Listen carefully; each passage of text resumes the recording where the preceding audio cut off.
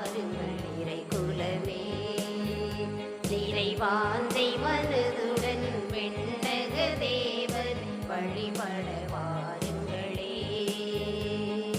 வசந்தமாய் விடியல் புலர்ந்திடும் பொழுது வாருங்கள் இறை குலமே, நிறைவாந்தை மனதுடன் விண்ணக தேவர் வழிபட வாருங்களே. இறை அருள் தரும் பலி இது, ஆதவன் மொழியில் அர்ப்பணமாகிட வாருங்களே. திருப்பலியினில் கலந்திட கூடுங்களே. வசந்தமாய் விடியல் புலர்ந்திடும் பொழுது வாருங்கள் இறை குலமே, நிறைவாந்தை மனதுடன் விண்ணக தேவரை வழிபட வாருங்களே.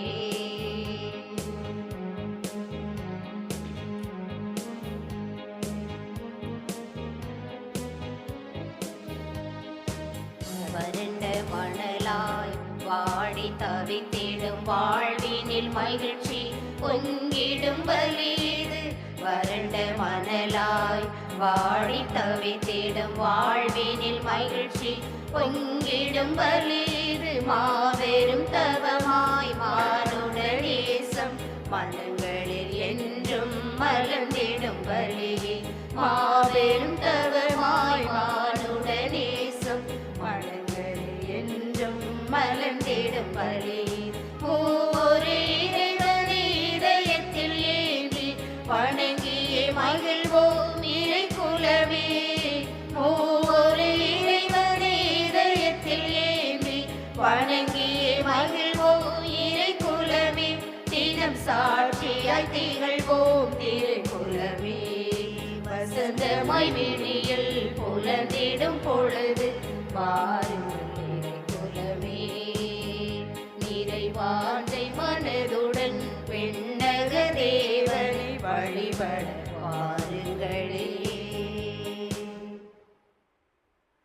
ஆண்டவரில் என்றும் மகிழுங்கள். மீண்டும் கூறுகிறேன், அகமகிழுங்கள், ஏனெனில் ஆண்டவர் அண்மையில் உள்ளார். தந்தை மகன் தூயாவியார் பெயராலே.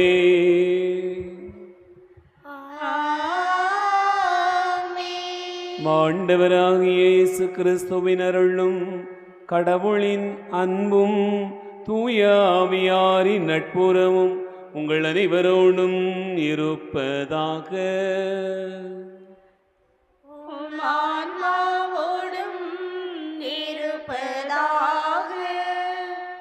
திருப்பலி முன்னுரை. இறை இயேசுவில் பிரியமானவர்களே, இன்று நாம் தாய் திரு அவையோடு சேர்ந்து திருவருகை காலத்தின் 3ஆம் ஞாயிறு, அதாவது மகிழ்ச்சியின் ஞாயிறை கொண்டாடி மகிழ்கின்றோம். இந்த ஞாயிறு கொண்டாட்டத்தில் இறைவனிடத்திலிருந்து மகிழ்ச்சியை பெற்று செல்ல இயேசுவின் திருஇறுதிய அன்பிய குடும்பங்கள் சார்பாக உங்கள் அனைவரை அன்புடன் அழைக்கின்றேன். இன்றைய முதல் வாசகத்தில் இஸ்ரேல் மக்களுக்கு இருந்த தீய காலம் மறைந்துவிட்டது எனவும் இறைவனின் வார்த்தைகள் மீது நம்பிக்கை வைத்து இறைவனின் உடனிருப்பை உணர இறைவாக்கினர் செப்பனியா அழைப்பு தருகின்றார். 2ஆம் வாசகத்தில் ஆண்டவர் அண்மையில் உள்ளார். கிறிஸ்தவர்கள் நாம் கவலைகளை விட்டொழித்து அகமகிழ வேண்டும் என்று புனித பவுல் கூறுகின்றார். நற்செய்தியில் இயேசு இருப்பவர்கள் இல்லாதவரோடு பகிரவும், முடிந்தவர்கள் முடியாதவர்களுக்கு உதவவும், பகிர்ந்து வாழும்போது எப்பொழுதும் மனமகிழ்ச்சி நம் வாழ்வில் எந்நாளும் கிடைக்கும் என்பதை கூறுகின்றார். எனவே பிறரின் துன்ப துயர நேரங்களில் மட்டுமல்லாமல் எல்லா நேரங்களிலும் தன்னலம் துறந்து வாழ இறைவனிடம் அருள் கேட்போம். மேலும் இன்றைய நாளை சிறப்பிக்கும் இயேசுவின் திருஇறுதிய அன்பிய குடும்பங்களை இறைவன் ஆசிர்வதித்து வழிநடத்த அருள் கேட்டு இணைவோம் இறை இயேசுவின் அன்பின் வழியில். ஆண்டவர் இயேசு கிறிஸ்துவில் அன்பு நிறைந்த சகோதர சகோதரிகளே, இந்த திருப்பலியில் பின்வரும் கருத்துகளுக்காக நாம் வேண்டுவோம். ஆபிரகாம் ஜோசப் லதா ஒப்புக்கூடக்கூடிய மரித்தோர் நினைவு திருப்பலி, குடும்பத்தில் மரித்த அப்பா அந்தோணிமுத்து அவருடைய ஆன்மா இறைவனுக்கு இடைப்பாறுதல் அடைபடியாகவும், மரித்த சேசுராணி, சேசம்மாள், அருளப்பன், சிபி, சுரேஷ், சுதா, முருகன் ஆகியோருடைய ஆன்மாக்கள் இறைநித்திய இளைப்பாறுதல் அடையும்படியாக புனித அந்தோணியார் வழியாக ஒப்பு கொடுத்து நாம் ஜெபிப்போம். அந்தோணி ரவி சைலஜா ஒப்பு கொடுக்கக்கூடிய மரித்தோர் 15வது ஆண்டு நினைவு திருப்பலி. குடும்பத்தில் மரித்த அப்பா அந்தோணிமுத்து மற்றும் சேசமாள் சேஸ்ராணி மற்றும் தனது குடும்பத்தில் மரித்த அனைத்து ஆன்மாக்களுடைய நித்திய இளைப்பாறுதலுக்காகவும் இப்பலியிலே வேண்டுகிறார்கள். நாமும் இக்கருத்துக்களோடு நம்முடைய வேண்டுதல்களை விண்ணப்பங்களையும் ஆண்டவருடைய திருப்பாதத்தில் வைத்து ஜெபிப்போம். அன்புமிக்க சகோதர சகோதரிகளே, நம் திருமுழுக்கு நினைவாக நம்மீது தெளிக்கப்படும் இத்தண்ணீரை ஆசீர்வதித்திருடுமாறு நம் இறைவனாகிய ஆண்டவரை கெஞ்சி மன்றாடுவோமாக. அவரை நமக்கு உதவி அளித்து அன்று நாம் பெற்றுக்கொண்ட தூய ஆவிக்கு என்றும் உண்மை உள்ளவர்களாக நிலைத்திருக்க அருள்வாராக. என்றென்றும் உள்ள எல்லாம் வல்ல இறைவா, வாழ்வின் ஊற்றும் தூய்மையின் தொடக்கமுமான தண்ணீரின் வழியாக மக்கள் புனிதமடைந்து நிலைவாழ்வின் கொடையை பெற வேண்டும் என்று திருவுளமானீர். இத்தண்ணீரை புனிதப்படுத்தியருள உம்மை தாழ்மையுடன் வேண்டுகிறோம். ஆண்டவரே, உமது நாளாகிய இன்று உமது அருள்காவலை பெற விரும்புகிறோம். வாழ்வழிக்கும் உமது அருளின் ஊற்றினை எம்மில் புதுப்பித்தருளும். இத்தண்ணீரினால் எங்கள் உள்ளத்தையும் உடலையும் தீமை அனைத்திலிருந்தும் காத்தருள்வீராக.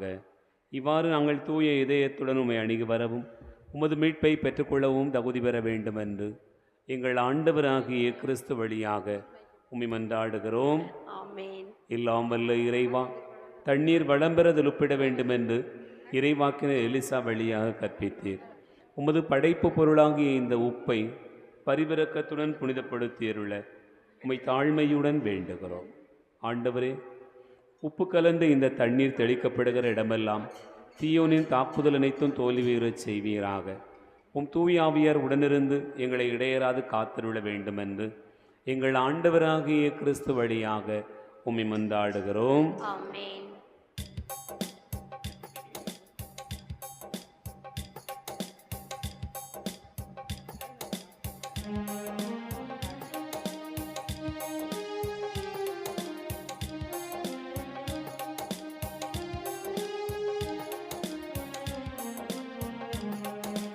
ஆண்டவரே, ஈசோ புல்லினால் என் மேல் தெளிப்பீர், நானும் தூய்மையாவே. நீரே என்னை கழுவ, நானும் உறைபனிதனிலும் வெண்மையாவே.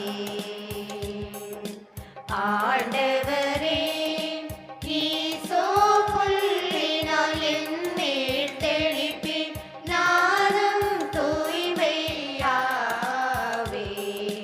நீரே என்னை கழுவ, நானும் உறைபனிதனிலும் வெண்மையாவே.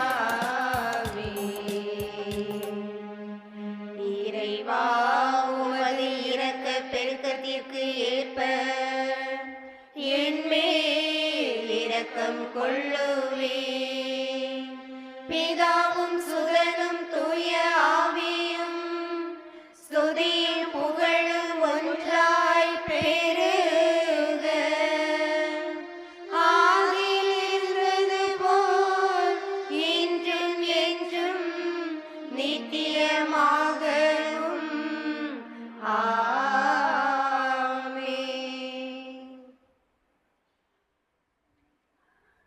எல்லாம் வல்ல இறைவன் நம் பாவங்களிலிருந்து நம்மை தூய்மைப்படுத்துவாராக. இந்த நற்கருணை கொண்டாட்டத்தின் வழியாக அவர் தம்முடைய ஆட்சியின் விருந்தில் பங்கு கொள்ள நம்மை தகுதி பெற செய்தருள்வாராக. மன்றாடுவோமாக. இறைவா, இயேசுவின் பிறப்பு பெருவிழாவை ஆவலுடன் எதிர்பார்த்திருக்கும் மக்களை நீர் கண்ணோக்குகின்றீர். அதனால் இத்தகைய மாபெரும் மீட்பின் மகிழ்வுக்கு நாங்கள் வந்து சேரவும் இதை பெருமகிழ்வோடும் மேலான வேண்டலோடும் என்றுமே கொண்டாடவும் ஆற்றல் பெற அருள் புரிய வேண்டுமென்று எங்கள் ஆண்டவராகிய கிறிஸ்து வழியாக உம்மை மன்றாடுகிறோம்.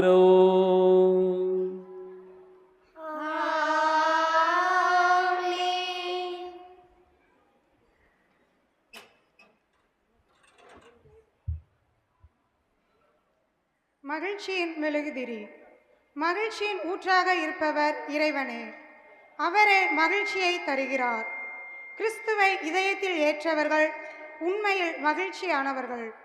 உண்மையான மகிழ்ச்சி என்பது நாம் இயேசுவோடு கொண்டுள்ள உறவில் கிடைக்கிறது என்கிறார் திருத்தந்தை பிரான்சிஸ் அவர்கள். ஒரு மனிதனின் மகிழ்ச்சி என்பது அவரை மட்டுமல்ல, அவரை சுற்றி உள்ளவர்களின் மனநிலையையும் மாற்றி வாழ்க்கையை இனிமையாக்கும் என்பதை உணர்ந்தவர்களாய் இறைவனின் மகிழ்ச்சியை உள்ளத்திலும் இல்லத்திலும் பெற்று செல்ல இந்த மகிழ்ச்சியின் மெழுகுதிரியை ஏற்ற நமது அருட்தந்தை அவர்களை அன்போடு அழைக்கின்றேன்.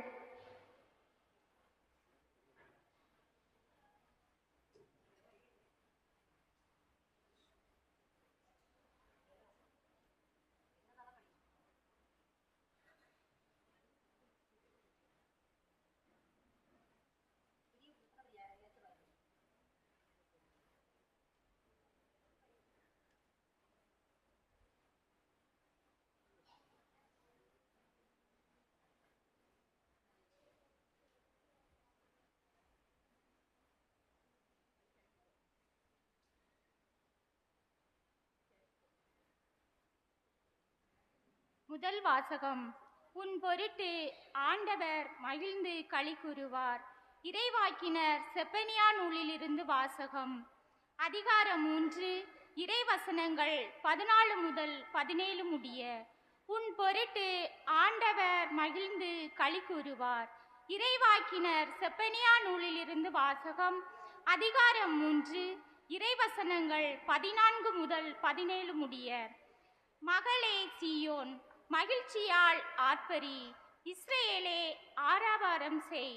மகளே எருசலேம், உன் முழு உள்ளத்தோடு அகமகிழ்ந்து அக்களி. ஆண்டவர் உன் தண்டனை தீர்ப்பை தள்ளிவிட்டார், உன் பகைவர்களை அப்புறப்படுத்தினார். இஸ்ரேலின் அரசராகிய ஆண்டவர் உன் நடுவில் இருக்கின்றார். நீ இனி எந்த தீங்கிற்கும் அஞ்ச மாட்டாய். அந்நாளில் எருசலேமை நோக்கி இவ்வாறு கூறப்படும்: சீயோனே, அஞ்ச வேண்டாம், உன் கைகள் சோர்வடைய வேண்டாம். உன் கடவுளாகிய ஆண்டவர் உன் நடுவில் இருக்கின்றார். அவர் மாவீரர், மீட்பு அளிப்பவர். உன் பொருட்டு அவர் மகிழ்ந்து களி கூறுவார். தம் அன்பினால் உனக்கு புத்துயிர் அளிப்பார். உன்னை குறித்து மகிழ்ந்து ஆடி பாடுவார். இது ஆண்டவர் வழங்கும் அருள்வாக்கு.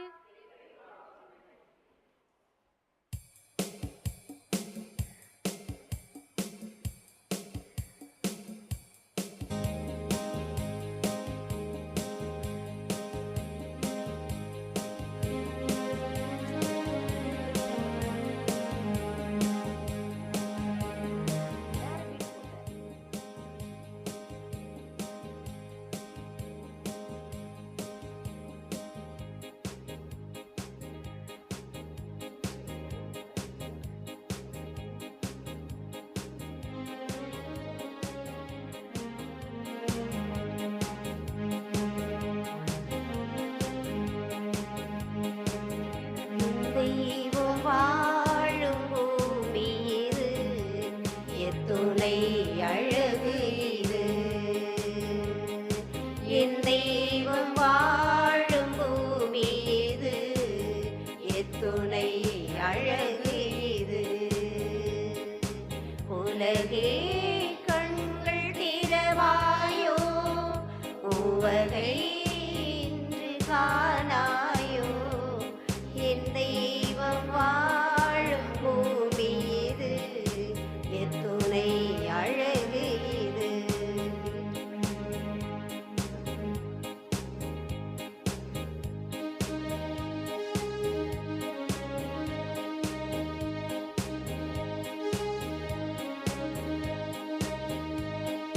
பரந்து விரிந்த உலகம்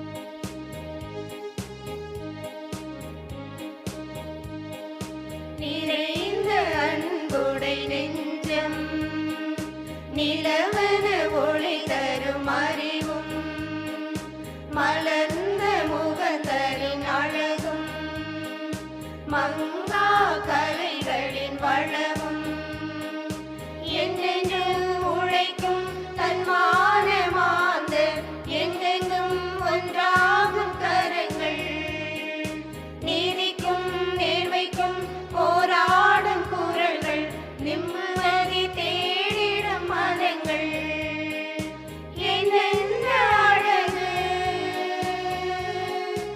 எங்கெங்கும் மெருகு என்னென்ன அழகு எங்கெங்கும் மெருகு இயற்கையை அழகு இன்பம் அள்ளி பருகு என் தெய்வம் வாழும் பூமி இது எத்துணை அழகு இது என் தெய்வம் வாழும் பூமி இது எத்துணை அழகு இது.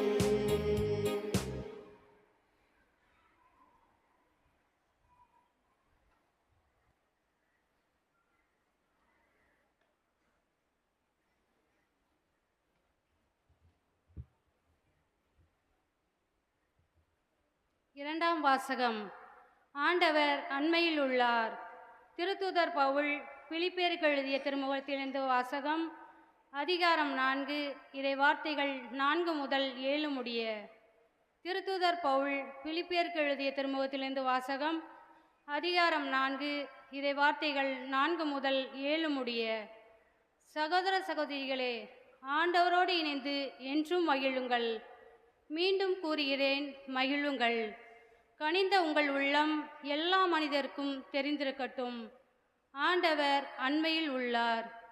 எதை பற்றியும் கவலைப்பட வேண்டாம். ஆனால் நன்றியோடு கூடிய இறைவேண்டல், மன்றாட்டு ஆகிய அனைத்தின் வழியாகவும் கடவுளிடம் உங்கள் விண்ணப்பங்களை தெரிவியுங்கள். அப்பொழுது அறிவெல்லாம் கடந்த இறை அமைதி கிறிஸ்து இயேசுவோடு இணைந்துள்ள உங்கள் உள்ளத்தையும் மனத்தையும் பாதுகாக்கும். இது ஆண்டவர் வழங்கும் அருள்வாக்கு.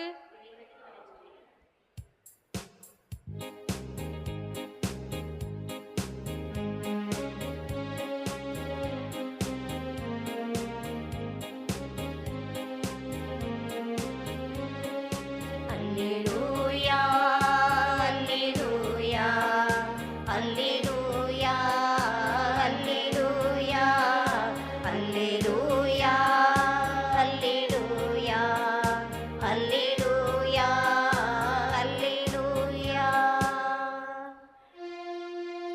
ஆண்டவராயே, என் தலைவரின் ஆவி என் மேல் உள்ளது. ஒடுக்கப்பட்டோருக்கு நற்செய்தி அறிவிக்க என்னை அனுப்பியுள்ளார். அல்லேலூயா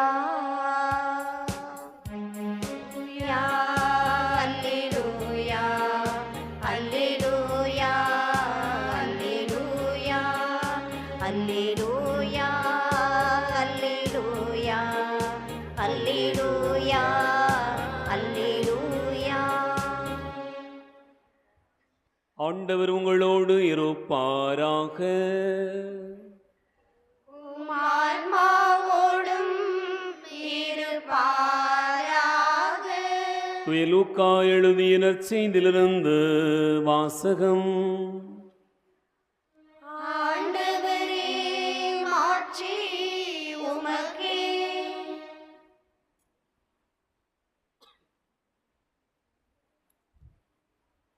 லூக்கா நற்செய்தி அதிகாரம் 3 இறைவார்த்தைகள் 10 முதல் 18 முடிய. லூக்கா நற்செய்தி 3வது அதிகாரம் இறைவார்த்தைகள் 10 முதல் 18 முடிய.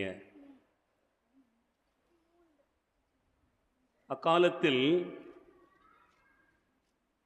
மக்கள் கூட்டத்தினர் நாங்கள் என்ன செய்ய வேண்டும் என்று திருமுழுக்கு யோவானிடம் கேட்டனர்.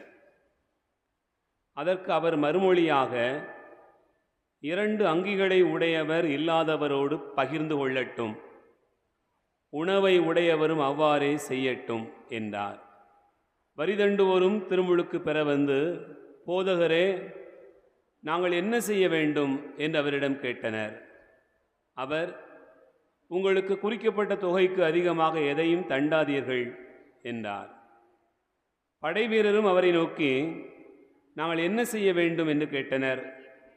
அவர், நீங்கள் எவரையும் அச்சுறுத்தி பணம் பறிக்காதீர்கள், யார் மீதும் பொய்க்குற்றம் சுமத்தாதீர்கள், உங்கள் ஊதியமே போதும் என்றிருங்கள் என்றார்.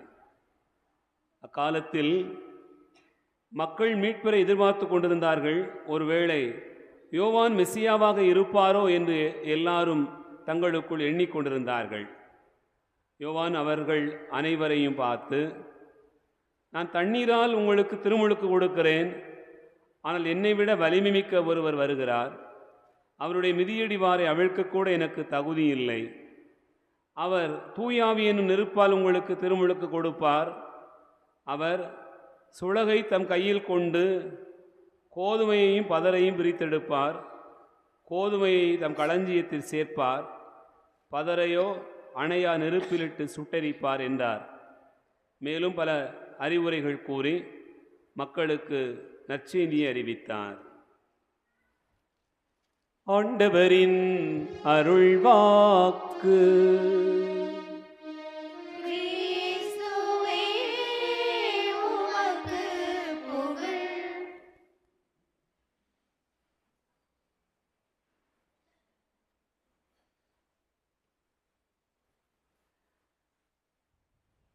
ஆண்டவர் இயேசு கிறிஸ்துவில்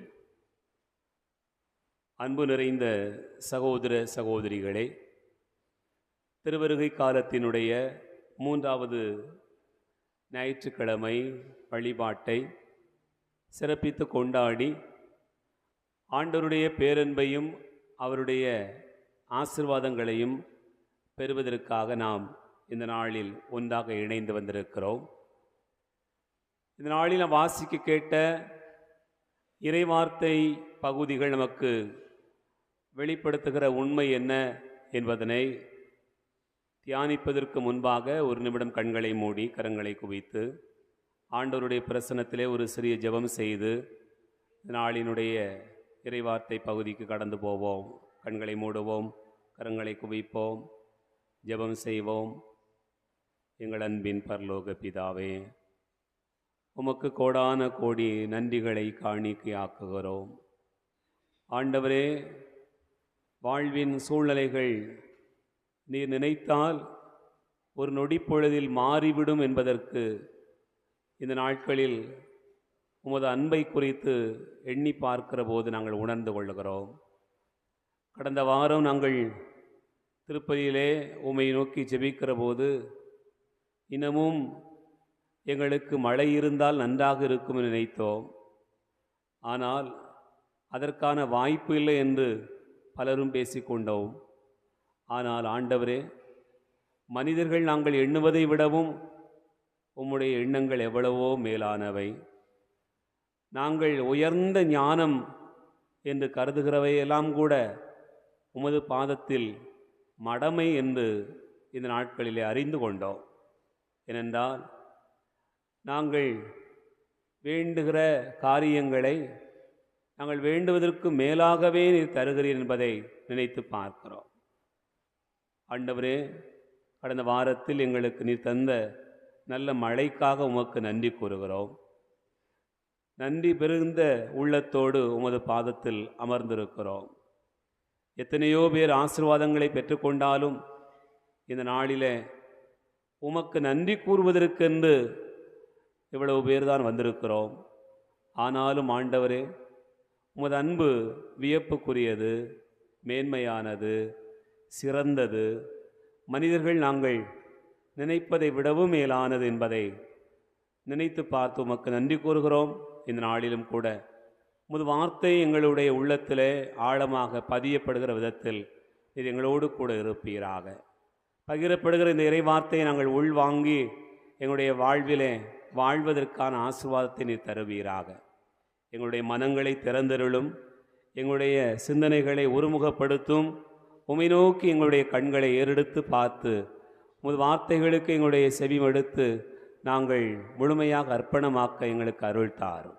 ஆண்டவர் இரட்சகருமான இயேசுவின் பெயரால் உம்மை மன்றாடுகிறோம்.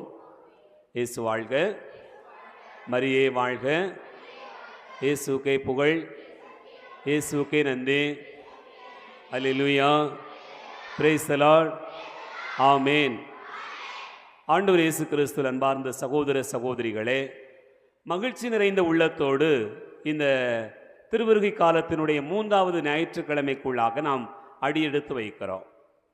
அன்பார்ந்தவர்களே, நாம் மீண்டும் ஒரு முறை ஆண்டவர் இயேசுனுடைய பிறப்பு பெருவிழாவை கொண்டாடுவதற்காக தயாரிக்கிற இந்த காலத்தில் இந்த 3வது வாரத்திற்குள்ளாக நுழைவதற்கு முன்பாக ஏற்கனவே கடந்த வாரங்களில் நாம் எதை குறித்து யோசித்தோம் என்று சிந்தித்து பார்த்தால் நமக்கு இன்னும் அதிகமான ஆசீர்வாதமாக அமையும் என்று நினைக்கிறேன். திருவருகை காலத்தினுடைய முதல் ஞாயிற்றுக்கிழமை எதை பற்றி நம்ம பேசணும்?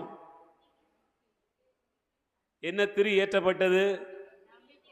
எதிர்நோக்கின் திரி அல்லது நம்பிக்கையின் திரி ஏற்றப்பட்டது. சரிதானா? அப்போ அந்த நாளில் மறையுரை எதை பற்றி இருந்தது?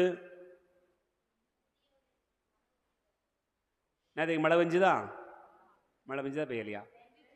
சரி, அதாவது ஞாபகம் இருக்க என்ன கிறிஸ்துவ அன்பார்ந்தவர்களே, போன வாரத்துக்கு முந்தின வாரம் என்ன பேசணும்? நீங்க எல்லாம் தலை நிமிர்ந்து நிற்கணும்னா என்ன செய்யணும்? உள்ள உறுதியோடு இருந்தால் தலை நிமிர்ந்து இருப்பீர்கள் அப்படிங்கிற ஒரு தலைப்பில் இறை வார்த்தை பகிரப்பட்டது. திருவருகை காலத்தினுடைய 2வது ஞாயிற்றுக்கிழமை எதை பற்றி பேசணும்? என்ன வாரம்? அமைதியின் வாரம். அமைதியின் திரி ஏற்றப்பட்டது. எதை பற்றி பேசணும்? நாங்கள் அமைதியாத்தாயா வாழ நினைக்கிறோம் அப்படின்னு சொல்லி பேசணும். அன்பார்ந்தவர்களே, அதற்கு ஒரு நல்ல நிகழ்வுகளை முதல்ல ஒரு செய்தியை சொன்னோம். என்ன?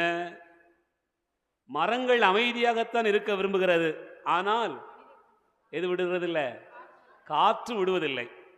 கரைகள் அமைதியாகத்தான் இருக்க விரும்புகிறது, ஆனால் அலைகள் விடுவதில்லை. நீங்கள் எல்லாம் அமைதியாகத்தான் இருக்குன்னு நினைக்கிறீங்க, ஆனால் பக்கத்தில் இருக்க ஆள் உங்களை அமைதியாக இருக்க விடலை அப்படின்னு சொல்லி கடந்த வாரத்திலே தியானித்தோம். இந்த வாரம் என்ன திரி ஏற்றப்பட்டிருக்கிறது? மகிழ்ச்சியின் திரி ஏற்றப்பட்டிருக்கிறது. அன்பார்ந்தவர்களே, இந்த நாளில் வாசிக்க கேட்ட இறைவார்த்தை பகுதிகள் அத்தனையும் நமக்கு சொல்லக்கூடிய செய்தி என்னவென்று சொன்னால், மகிழ்ச்சியை மையப்படுத்திய செய்தியாகத்தான் இருக்கிறது. வழக்கமாக பெரும்பாலான திருமண திருப்பலிகளில் நான் ஒரு கேள்வி கேட்பேன். அது என்ன கேள்வின்னு சொன்னால், எதுக்காக திருமணம் பண்ணிக்கிட்டு இருக்கிறீங்க அப்படி கேட்பேன். எதுக்காக பொண்ணு மாப்பிள்ளையும் திருமணம் செய்து கொள்கிறீர்கள் என்று கேட்பது உண்டு. உடனே ஒவ்வொருத்தரும் ஒவ்வொரு பதில் வச்சுருப்பாங்க. கல்யாணம் முடித்தவங்க நீங்கள் எதுக்காக கல்யாணம் பண்ணீங்க?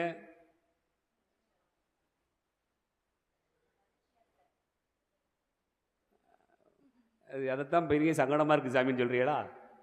கிறிஸ்துவ அன்பார்ந்தவர்களே, அதே போல் ஒவ்வொன்றா கேட்டு பார்ப்போமே.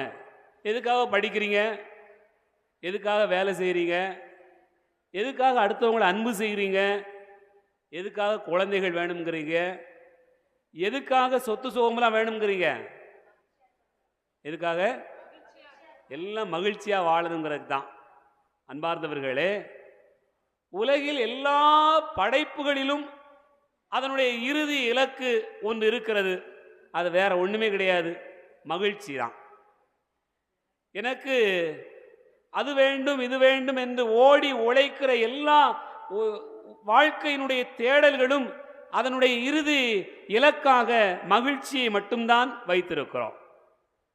ஆனால் இந்த மகிழ்ச்சி எதிலே நிறைவு பெறுகிறது அப்படின்னு பார்த்தீங்கன்னு சொன்னால், பணத்திலா, பொருளிலா, பிள்ளைகளிலா, கணவனிலா, மனைவியிலா, அல்லது சொத்திலா, சுகத்திலா, எதில் தான் நிறைவடைகிறது என்று நீங்கள் பார்த்தீர்கள் என்று சொன்னால், பொதுவாக மகிழ்ச்சி எதில் நிறைவடைகிறது அப்படின்னு நீங்கள் யோசித்து பார்த்தீங்கன்னு சொன்னால், ஒன்றே ஒன்று தான்.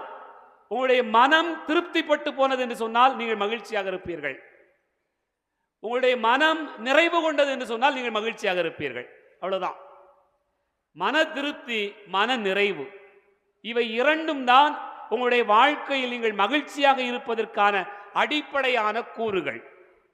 என் அன்பார்ந்த சகோதர சகோதரிகளே, இந்த உண்மையான மகிழ்ச்சி என்பது எல்லா உயிர்களுக்குமான தேடுதலாக இருக்கிறது. பேசத் தெரிந்த, சிந்திக்க தெரிந்த மனிதனுக்கு மட்டுமல்ல, எல்லா உயிர்களுக்குமான ஒரு தேடுதலாக இருக்கிறது. ஒரு 3 நிகழ்ச்சியை நான் நினைத்து பார்க்கிறேன். எப்படின்னு சொன்னா, ஒரு வாட்ஸ்அப்பில் வந்த சின்ன சின்ன நிகழ்ச்சி தான். என்னன்னு சொன்னா, ஒரு பள்ளிக்கூடம் முடிஞ்சு அக்கா வந்து பஸ்ஸை விட்டு இறங்கி ஓடி வாரா வீட்டுக்கு வரும்போது வீட்டு வாசல்ல அண்ணனும் தங்கையும் நிற்கிறாங்க. 2 பேர், சின்ன பிள்ளைங்க 2ம். அப்போ அக்கா வர உடனே 2 பிள்ளைகளும், சின்ன குழந்தைங்க 2 பேர் நிற்கிற, ஒரு சிறுவனும் சிறுமி நிற்கிறாங்க. பஸ்ஸை விட்டு இறங்கி வந்த உடனே இந்த பிள்ளைங்க அப்படி துள்ளி குதிச்சு மகிழ்ந்தோ அப்படியே அக்காவை வரவேற்கிற காட்சியை பார்த்தீங்கன்னு சொன்னா நமக்கே ஆச்சரியமாக இருக்கிறது. அதுல வந்து சின்ன குழந்தை ஓடி போய் அப்படியே அக்கா மேல தோல்ல தொத்திக்கிடுச்சு. அன்பார்ந்தவர்களே, இந்த மகிழ்ச்சியின் காட்சியை காணுகிற போது இதுக்கு பேச தெரியாது, இன்னும் பேச்சே வரல. ஆனாலும் அதனுடைய மகிழ்ச்சியை வெளிப்படுத்துகிற காட்சியை நாம் நினைத்து பார்க்கிறோம். அதே போல ஒரு சிறுமி பள்ளிக்கூடம் முடிஞ்சு வரும்போது அவளை எதிர்பார்த்து காத்துட்டு இருக்கக்கூடிய அந்த வீட்டினுடைய நாய்க்குட்டி, அந்த காட்சியை நம்ம பார்க்குறோம். அது என்ன செய்யுதுன்னு சொன்னா, அந்த சிறுமியை பார்த்த உடனே அது வரைக்கும் குத்த வச்சுக்கிட்டே உட்காந்துருக்கு, பார்த்துக்கிட்டே இருக்கு யார் வருவான்ட்டு. ஒவ்வொருத்தராக இறங்கி போறாங்க, அதெல்லாம் பார்க்கல. இந்த சிறுமி இறங்குறத பார்த்த உடனே அது வாழை ஆட்டிக்கிட்டு அது ஓடி துள்ளி அவளை போய் அங்கே தட்டு தடவி நிற்கிற காட்சியை பார்க்கிறோம். என் அன்பார்ந்த சகோதர சகோதரிகளே, இதே போல இன்னொரு நிகழ்ச்சி. ஒரு அப்பா தன்னுடைய சின்ன பிள்ளைய மகளை அப்படி கூட்டிட்டு வராரு.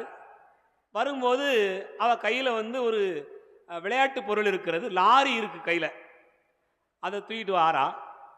அப்போ அவளை பார்த்தீங்கன்னு சொன்னால் நல்ல குளிர் பிரதேசம், அவளுடைய ட்ரெஸ் எல்லாம் அப்படியே சொட்டர் போட்டு உட்காந்துருக்கிறா. அப்போ உள்ளே வந்த உடனே அவளை இறக்கி விடுறாரு. அங்கே ஒரு பெரிய ஜேசிபி வேலை நடந்துக்கிட்டு இருக்கு.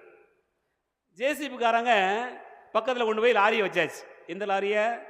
இந்த சின்ன பிள்ளை லாரியை கொண்டு போய் லாரியை வச்ச உடனே ஜேசிபிக்காரன் நிறைய மண் அள்ளி கொஞ்சம் போல் அந்த ஜேசிபி அந்த லாரியில் போட்ட உடனே அந்த காட்சியை பார்த்தீங்கன்னு சொன்னால், அது வரைக்கும் அப்பா கையில் சும்மா இருந்த பிள்ளை அப்படியே துள்ளிக்கிட்டு போய் ஏன்னு நின்றுச்சு.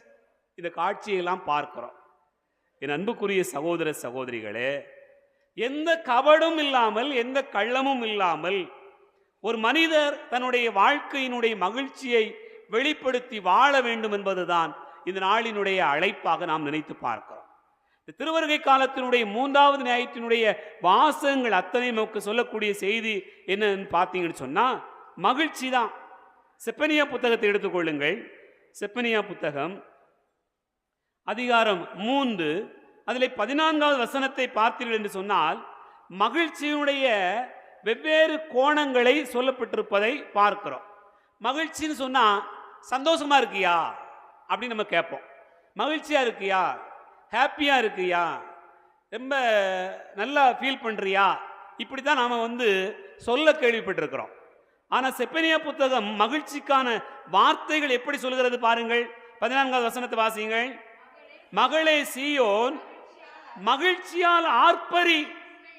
2வது இஸ்ரேலே ஆரவாரம் செய். 3வது பாருங்க,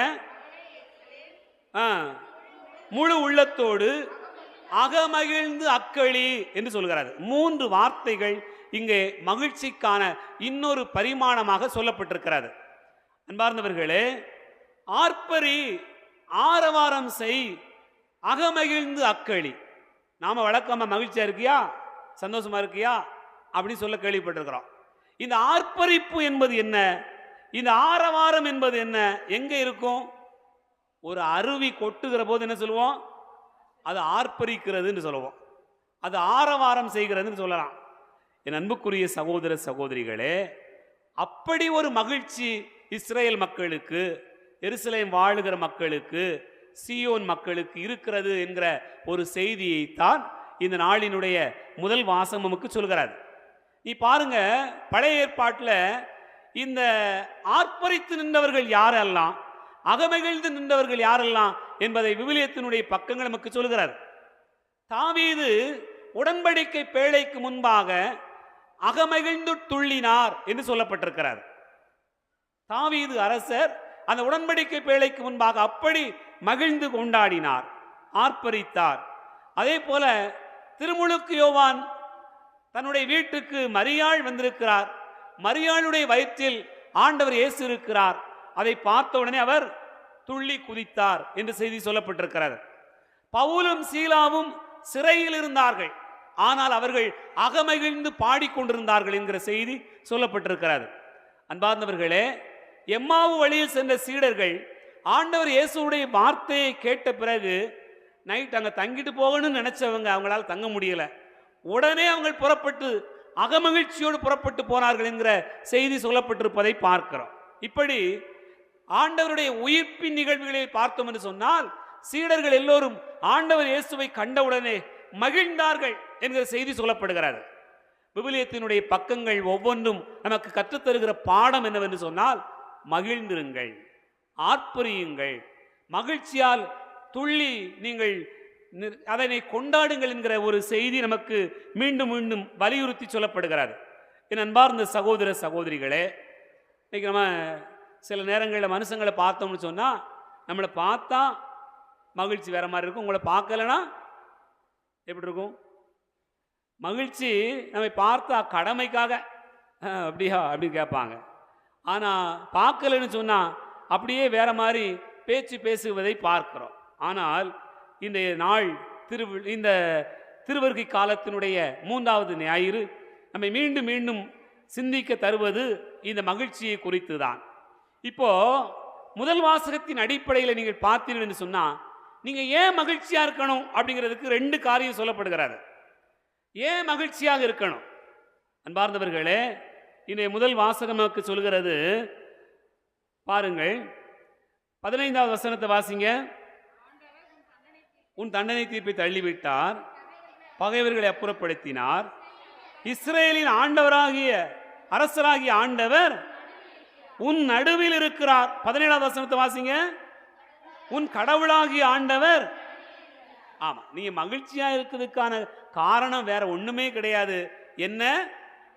ஆண்டவர் உங்கள் நடுவில் இருக்கிறார், அதனால மகிழ்ச்சியா இருங்க. இயேசு வாழ்க, மரியே வாழ்க.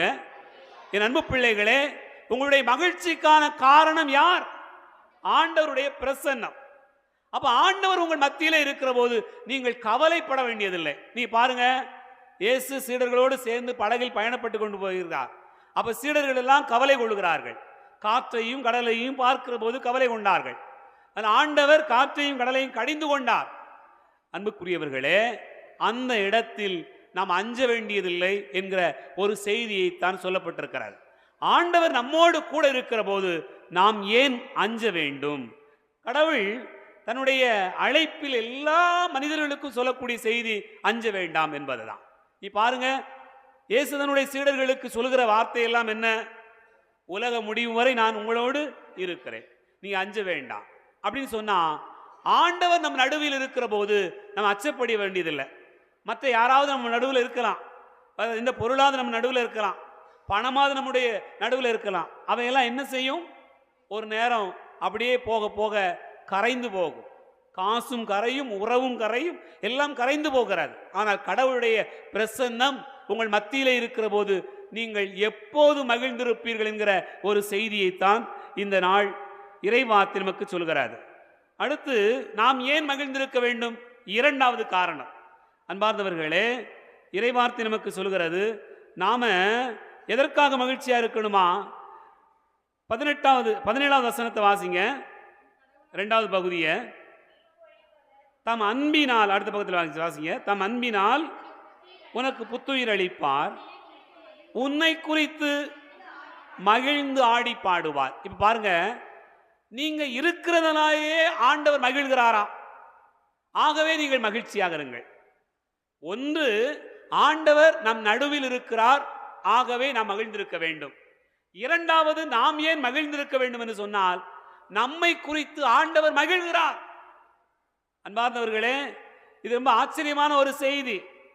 நீ யோசித்து பாருங்க, படைத்து எல்லாவற்றையும் பார்த்த கடவுள் நல்லதென கண்டார் அப்படின்னு சொன்னா, உங்களையும் என்னையும் பார்க்கிற போது அவர் எப்படி பார்க்கிறாரு? நல்லதென பார்க்கிறார், அதனால் அவர் மகிழ்கிறார். விவிலியத்தினுடைய பகுதிகளை நீங்கள் தியானிக்க வேண்டும். என் அன்புக்குரிய சகோதர சகோதரிகளே, காணாமல் போன அந்த ஆட்டை குறித்து அது திரும்பி வருகிற போது மகிழ்கிறார். காணாமல் போன திராக்மாவை கண்டுபிடிக்கிற போது மகிழ்கிறார்.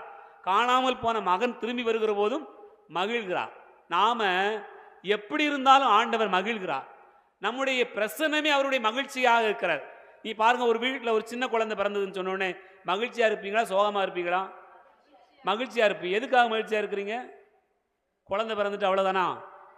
இந்த பிள்ளை நமக்கு ஏதாவது தந்துரும்னோ அல்லது இது பெரிய சம்பாத்தியத்தை கொடுத்துருக்கும்னோ அதை நினைச்சு மகிழ்கிறீங்களா? அந்த குழந்தையினுடைய பிரசன்னமே இருப்பே மகிழ்ச்சி தான்.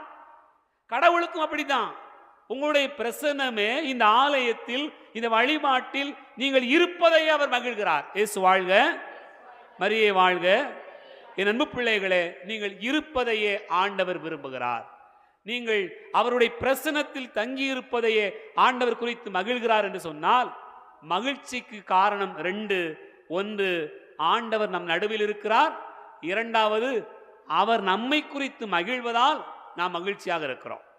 இன்றைய 2வது வாசகமும் நற்செய்தி வாசகமும் நமக்கு சொல்லக்கூடிய அழைப்பு என்னவென்று சொன்னால், மகிழ்ச்சியா இருக்கணும்னா என்ன செய்யணுங்கிறது. நாம ஏன் மகிழ்ந்திருக்கணும்னு சொல்லி பார்த்தோம். முதல்ல மகிழ்ச்சினா என்ன, மக்கள் எப்படி மகிழ்ச்சியா இருக்கிறாங்க, உயிரினங்கள் எப்படி மகிழ்ச்சியாக இருக்கிறாங்கன்னு பார்த்தோம்.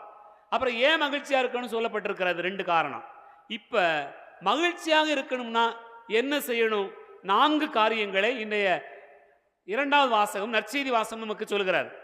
அன்பார்ந்தவர்களே, நீங்க யோசித்து பாருங்க. இன்றைய நற்செய்தி பகுதியில் திருமுழுக்கு யோவான்கிட்ட வந்து எல்லாரும் கேட்குறாங்க, ஐயா நாங்கள் என்ன செய்யணும்னு கேட்குறாங்க. என்ன கேட்குறாங்க? எல்லாம் இங்கே தான் இருக்கீங்களா?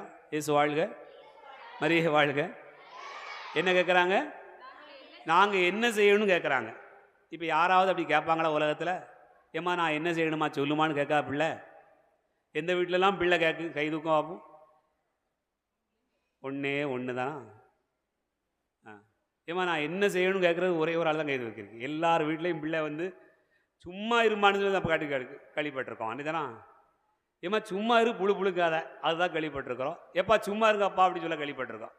எந்த பிள்ளையாவது நான் என்ன செய்யணும்னு சொல்லுங்கம்மா, இன்றைக்கி நான் என்ன வேலை பார்க்கணும், இன்றைக்கி உங்களுக்கு என்ன செய்யணும், இன்றைக்கி நான் எப்படி உதவி செய்யணும் அப்படி கேட்குதா?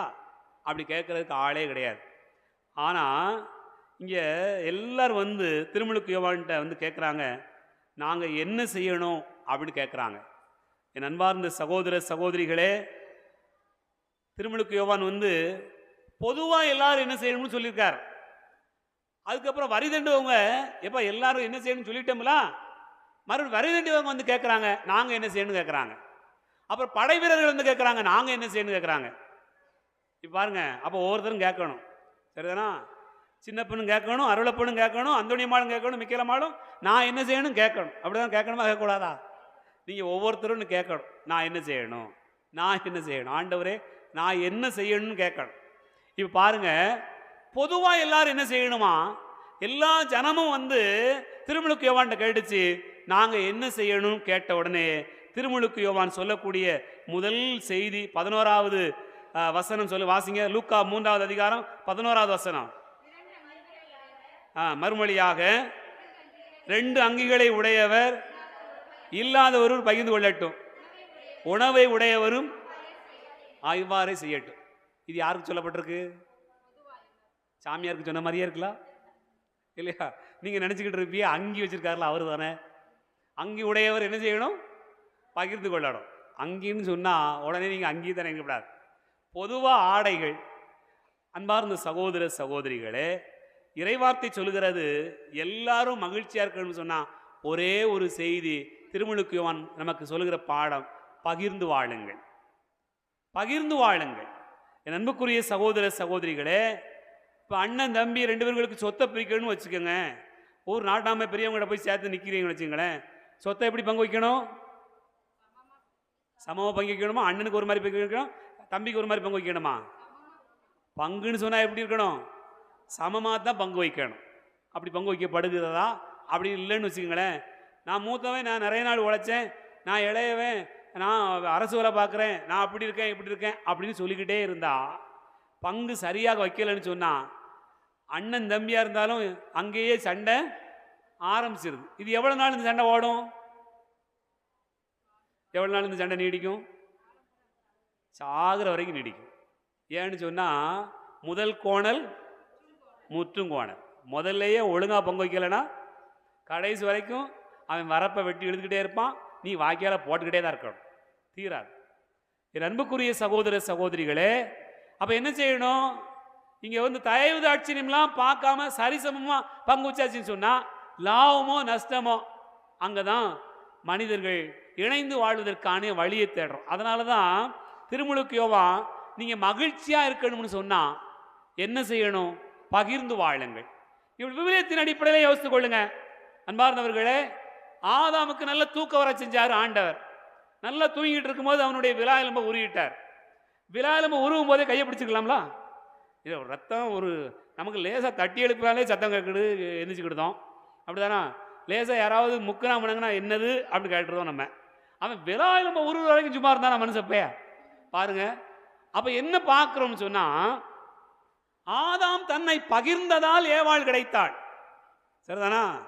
ஆதாம் மட்டும் பகிரவே இல்லைன்னு சொன்னால் ஏவாள் எங்கே இருப்பா? அப்போ ஆண்டவர் புதுசத்தான் படைக்கணும். இப்போ கடவுளுடைய படைப்பில் ஆண்டவர் சொல்லக்கூடிய செய்தி என்ன? ஆதாமிலிருந்து ஏவாளை படைத்தார் என்று சொன்னால், ஆதாம் தன்னை பகிர்ந்ததால் ஏவாள் கிடைத்தாள் என்று சொன்னால், பகிர்கிற ஒவ்வொரு வாழ்வும் தான் ஆசீர்வதிக்கப்படும். கணவனும் மனைவியும் பிள்ளைகளும் ஒருவருக்கு ஒருவர் பகிர்ந்து தான் வாழ வேண்டும். அதுதான் வாழ்க்கையினுடைய தத்துவம். அதைத்தான் மகிழ்ச்சிக்கான வழியாக திருமுழுக்கு யோவான் வழியாக நமக்கு சொல்லப்படுகிறது. என் அன்புக்குரிய சகோதர சகோதரிகளே, அது மட்டுமல்ல, ஆண்டவர் இயேசு சிலுவையில் தன்னை பகிர்ந்து கொடுக்கவில்லை என்று சொன்னால் உங்களுக்கும் எனக்கும் மீட்பே கிடையாது. இயேசு வாழ்க, மரியே வாழ்க. என் அன்பு பிள்ளைகளை நீங்கள் யோசித்து பாருங்கள். விவிலியத்தினுடைய பகுதிகளில் நிறைய சொல்லப்பட்டிருக்கிறது. 5 அப்பங்களும் 2 மீன்களும் பகிரப்படவில்லை என்று சொன்னால் 5000 பேருக்கு உணவு இல்லை. 5 அப்பங்களும் 2 மீன்களும் பகிரப்படவில்லை என்று சொன்னால் 12 கூடைகள் நிரம்ப எடுக்க முடியாது. மிச்சமும் இல்லை, பகிர்வும் இல்லை என்று சொன்னால் வாழ்க்கையில் எப்படி இருக்கும்? ஆகவே ஆண்டவர் நமக்கு வெளிப்படுத்துகிற செய்தி இந்த நாளிலே திருமுழுக்கு யோவான் வழியாக நீங்கள் மகிழ்ச்சியாக வாழ வேண்டும் என்று சொன்னால் முதலில் நீங்கள் செய்ய வேண்டியது பகிர்ந்து வாழுங்கள். உங்கள் குடும்பத்தில் நீங்கள் யோசித்து பாருங்கள். நாம் இவ்வளவு கஷ்டப்படுறதுக்கு அல்லது நிறைய துன்பத்தை அனுபவிக்கிறதுக்கு அல்லது ஏதோ ஒரு மகிழ்ச்சி இல்லாத ஒரு தன்மைக்கான காரணம் என்னன்னு யோசித்து பார்த்தீங்கன்னு சொன்னால், யாருக்காவது எங்கேயாவது யாராவது பகிராமல் யாருக்காவது தீங்கு செய்கிறவர்களாக இருந்தோம் என்று சொன்னால் அதனுடைய தன்மை இப்படித்தான் போய் நிற்கும் என்பதற்கு உதாரணத்தை நீங்கள் அறிந்து கொள்ள முடியும். இரண்டாவது, அன்பார்ந்தவர்களே, வரி தண்டுபவர்களை பார்த்து திருமுழுக்கு யோவான் சொல்கிறார். வரி தண்டுபவங்க கேட்குறாங்க, 12வது வசனத்தை வாசிங்க. போதகரே, நாங்கள் என்ன செய்ய வேண்டும் என்று கேட்டனர். அதுக்கு அவர் என்ன சொல்றாரு? உங்களுக்கு குறிக்கப்பட்ட தொகைக்கு அதிகமாக எதையும் தண்டாதீர்கள். அப்படின்னு என்ன அர்த்தம்? அதுக்கு மேல வசூலிக்காத அப்படின்னு அர்த்தம். சரிதானா? உனக்கு கொடுக்கப்பட்டதுக்கு மேல வசூலிக்காத அப்படின்னு சொன்னா என்ன அர்த்தம்? போதும்னு வாழுடா. அப்படிதானா? மகிழ்ச்சியா இருக்கணும்னா என்ன செய்யணுமா? போதும் என்று வாழ வேண்டும். அன்பார்ந்தவர்களே, எனக்கு இது போதும், ஆண்டவர் எனக்கு தந்திருக்கக்கூடிய இந்த இடம் போதும், ஆண்டவர் எனக்கு தந்திருக்கக்கூடிய இந்த மனைவி போதும், ஆண்டவர் எனக்கு தந்திருக்கக்கூடிய இந்த கணவன் போதும் அப்படின்னு நினைச்சு வாழணும். ஆண்டவர் எனக்கு தந்திருக்கக்கூடிய இந்த வேலை போதும், ஆண்டவர் எனக்கு தந்திருக்கக்கூடிய சம்பளம் போதும் அப்படின்னு நினைச்சு வாழணும். மாற்று கணவன்கள் தேடப்படாது, மாற்று மனைவிகள் தேடப்படாது. நிறைய குடும்பங்களில் நிறைய பிரச்சனைகளுக்கு காரணம் அங்கே தான் ஆரம்பமாகுது அப்படின்னு நம்ம எல்லாருக்கும் தெரியும். அன்பார்ந்த சகோதர சகோதரிகளே, அதே மாதிரி சம்பளம் அப்படிதான், பொறாமப்படக்கூடாது. விவிலியத்தினுடைய பகுதிகள் நமக்கு கற்றுத்தருகிற பாடம் அதுதான்.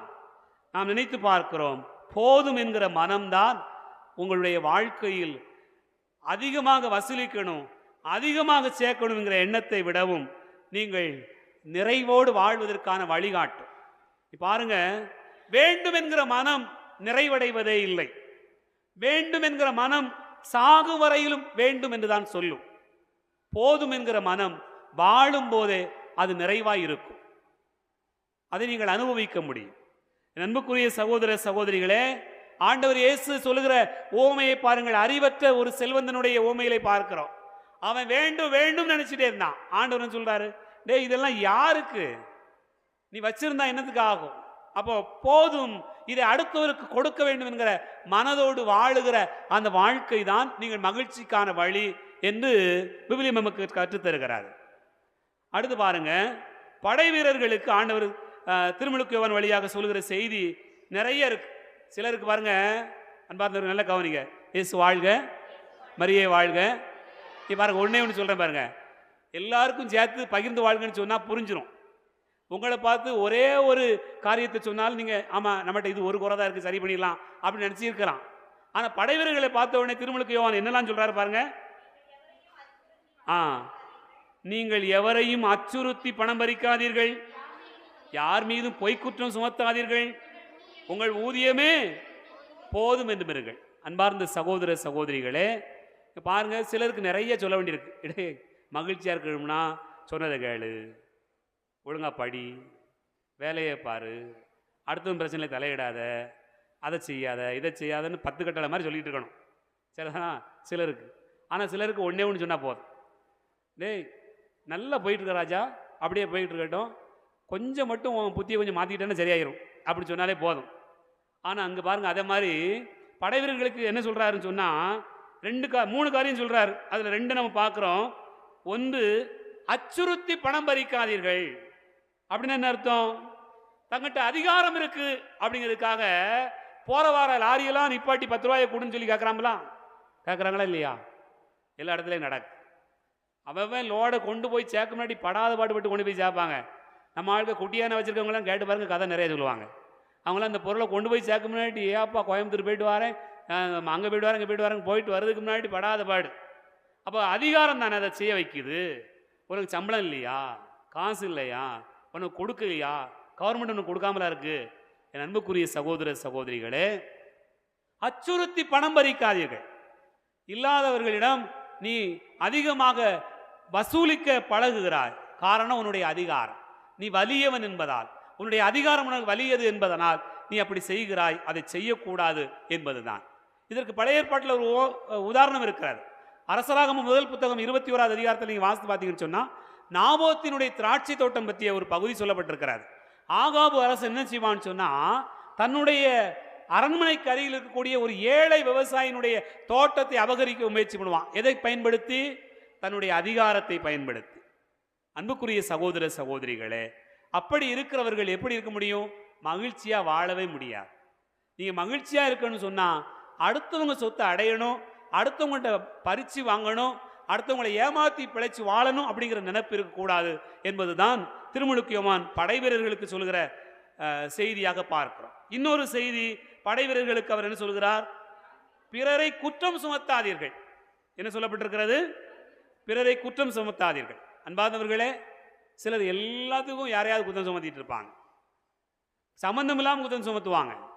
இது காரணம் அவர் தான், இது காரணம் அவ தான், இது காரணம் உன்னைய கல்யாணம் பண்ணதுக்கு இவ்வளவு பிரச்சனைக்கு காரணம் அந்த பேர் சொல்ல போய் கேட்டு நான் கல்யாணம் பண்ண போய் தான் இவ்வளவு சிக்கல். இப்படி நிறைய காரணங்கள் ஏதாவது ஒன்று சொல்லிக்கிட்டே இருப்பாங்க. யாருடைய தன்னுடைய பிரச்சனைக்கு கூட எங்கோ இருக்கக்கூடிய இன்னொரு நபரை குற்றம் சாட்டுகிற ஒரு மனநிலை. அன்பார்ந்தவர்களே, என் தவறுகளுக்கு நான் தான் பொறுப்பேற்க வேண்டும், என்னுடைய குற்றங்களுக்கு நான் தான் பொறுப்பேற்க வேண்டும், யாரையாவது பழி சுமத்துவது அல்ல. ஆகவே நீங்கள் பிறரை பழி சுமத்தாதீர்கள். விவிலியத்திலே பார்த்தோம்னு சொன்னா, ஏவாளை பார்த்து நீ ஏன் அந்த பழத்தை உண்ண அப்படின்னு சொன்னா என்ன சொன்னா? பாம்பு என்னை ஏமாத்தி விட்டதுன்னு சொன்னான்.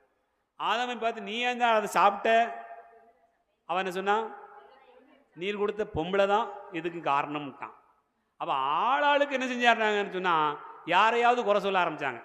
நான் கொடுத்த கட்டளையெல்லாம் உனக்கு தெரியல, நான் சொன்ன அந்த ரூல்ஸ் அண்ட் ரெகுலேஷன் உனக்கு புரியலையா, அதெல்லாம் தெரியல, ஆனால் யாரையாவது குறை சொல்லுவோம். நீ ஏன் இப்படி பண்ண? அது அவன்தான், அது அவ தான். என் அன்புக்குரிய சகோதர சகோதரிகளே, பிறரை பழி சுமத்தாதீர்கள், அது உங்களுடைய மகிழ்ச்சியை கெடுக்கும். அதுதான் திருமுழுக்கு யோவான் வழியாக நமக்கு சொல்லப்படுகிற செய்தி. ஆகவே இந்த நாளில் நாம் நினைத்து பார்ப்போம். அன்பார்ந்தவர்களே, மகிழ்ச்சி என்பது இந்த 3வது ஞாயிற்றுக்கிழமை நமக்கு சொல்லுகிற பாடம். மகிழ்ச்சியா நாம ஏன் மகிழ்ச்சியா இருக்கணுங்கிறதுக்கு 2 காரணம். என்னென்ன சொல்லுங்க பார்ப்போம். ஒன்று, கடவுள் நம் நடுவே இருக்கிறார். 2வது, நம் பொருட்டு அவர் மகிழ்கிறார். சரிதானா? அதனால நம்ம மகிழ்ச்சியா இருப்போம். நம்ம மகிழ்ச்சியா இருக்கணும்னா 4 காரியம் செய்யணும். என்னெல்லாம் செய்யணும்? நெஞ்சு வெடிக்கு, சத்தம் போட்டு பேசு, சொல்லுங்க பாப்போம். 4 காரியம் என்ன செய்யணுமா? பகிர்ந்து வாழ வேண்டும் 1. 2வது போதும் அப்படிங்கிற மனசுல இருக்கணும். 2வது. 3வது அச்சுறுத்தி பணம் பறிக்க கூடாது. 4வது என்ன செய்யக்கூடாது? பிறரை குற்றம் சுமத்தக்கூடாது.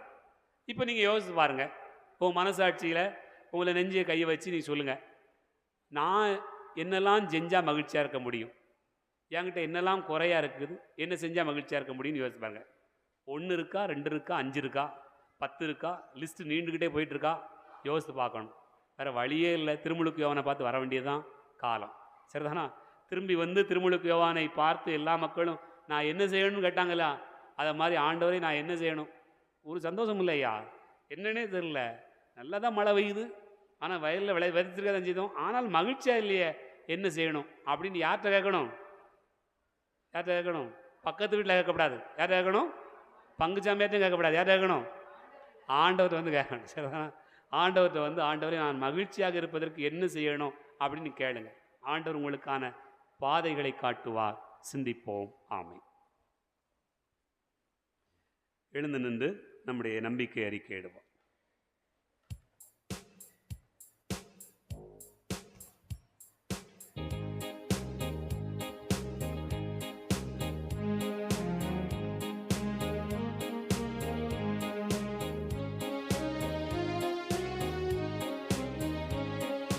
விண்ணையும் மண்ணையும் படைத்தவரா கடவுள் ஒருவர் இருக்கின்றார். தந்தை மகன் தூய ஆவியராய் ஒன்றாய் வாழ்வோரை நம்புகிறேன். தூய ஆவியின் வல்லமையால் இறைமகன் நமக்காய் மனிதரானார். கன்னி மரியிடம் பிறந்தவரா இயேசுவை உறுதியாய் நம்புகிறேன். பிலாத்துவின் ஆட்சியில் பாடுபட்டார், சிலுவையில் இறந்து அடக்கப்பட்டார், 3ஆம் நாளில் உயிர்த்தெழுந்தார், இறப்பின் மீது வெற்றி கொண்டார். விண்ணகம் வாழும் தந்தையிடம் அரியணை கொண்டு இருக்கின்றார். உலகம் முடியும் காலத்திலே நடுவராய் திரும்ப வந்திடுவார். தூய ஆவியாரை நம்புகிறேன். பாரினில் அவர் துணை வேண்டுகிறேன். பாவ மன்னிப்பில் தூய்மை பெற்று பரிகார வாழ்வில் நிலைத்திடுவேன்.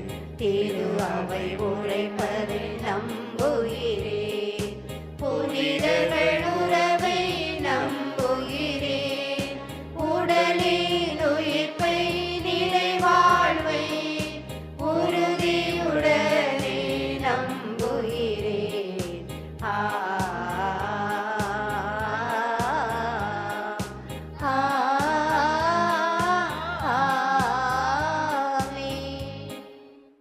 அன்புமிக்க சகோதர சகோதரிகளே, ஆண்டவர் நம் நடுவில் இருக்கிறார். நம் பொருட்டு அவர் மகிழ்கிறார். நம்மை பகிர்வதிலே அந்த மகிழ்வு இருக்கிறது என்றும், ஆண்டவருக்கு ஏற்புடைய காரியங்களில் நாம் நம்மை ஈடுபடுத்திக் கொள்வதிலும் மகிழ்ச்சி இருக்கிறது என்பதையும் இதனால் நாம் சிந்திக்க அழைப்பு தந்திருக்கிறது. ஆண்டவருடைய அருளாலும் ஆசிராலும் தொடர்ந்து பயணிக்க மன்றாடுவோம். அன்பின் இறைவா, திருச்சபையை வழிநடத்தி வரும் திருத்தந்தை, ஆயர்கள், குருக்கள் மற்றும் துறவத்தர் அனைவரையும் ஆசீர்வதியும். அவர்கள் இறை மக்களை அன்பு மற்றும் மகிழ்ச்சியின் பாதையில் வழிநடத்த அருள் வர வேண்டும் என்று இறைவா உம்மை மன்றாடுகிறோம். எல்லாம் எல்லாம் வல்ல வல்ல இறைவா, இறைவா, எங்கள் எங்கள் மன்றாட்டை மன்றாட்டை கேட்டருளும். கேட்டருளும். நீதியும் நேர்மையுள்ள இறைவா, எம் நாட்டை நீதியும் நேர்மையுள்ள இறைவா, எம் நாட்டை வழிநடத்தும் தலைவர்கள் மக்களை நல்வழியில் வழிநடத்த ஞானத்தை கொடுத்தருளும். மனித குலத்திற்கு எதிராக எழும் பயங்கரவாதம் ஒழிந்து எங்கும் அமைதி நிலவ ஏற்றத்தாழ்வுகள் நீக்கி ஒற்றுமையுடன் வாழ தேவையான அருளை பொழிய வேண்டுமென்று இறைவா உம்மை மன்றாடுகிறோம். எல்லாம் வல்ல இறைவா, எங்கள் மன்றாட்டை கேட்டருளும்.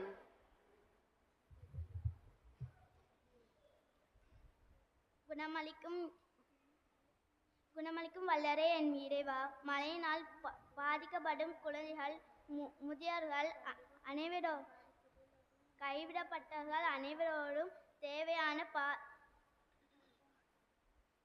பாதிப்பை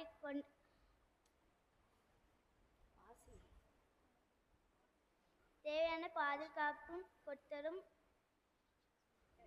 நற்சுகத்தை அனைவருக்கும் இறைவா நன்றி. எல்லாம் வல்ல இறைவா, எங்கள் மன்றாட்டை கேட்டருளும்.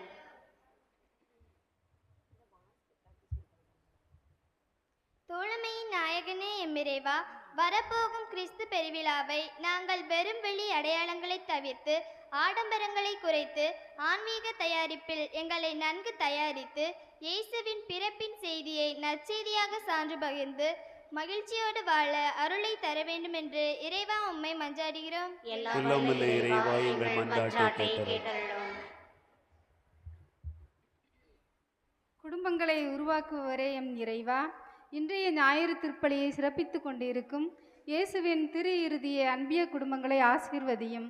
அன்பிய குடும்பங்களில் செய்யும் வேளாண்மை சிறக்கவும், கால்நடைகள் நோய் நொடியின்றி பழுகி பெருகவும், குடும்பங்களில் அமைதி மகிழ்ச்சி பெருகவும், படிக்கும் மாணவர்கள் சிறந்த எதிர்காலத்தை பெறவும், வேலை வாய்ப்பு திருமணம் குழந்தை வரம் வேண்டி காத்திருப்போர் உம் அருளால் பெற்று மகிழவும், அன்பிய கூட்டங்களில் அனைவரும் பங்கு பெற்று மகிழ்ச்சியை பெற்று செல்ல அருளை தர வேண்டுமென்று இறைவா உம்மை மன்றாடுகிறோம். எல்லாம் வல்ல இறைவா, எங்கள் மன்றாட்டை கேட்டருளும்.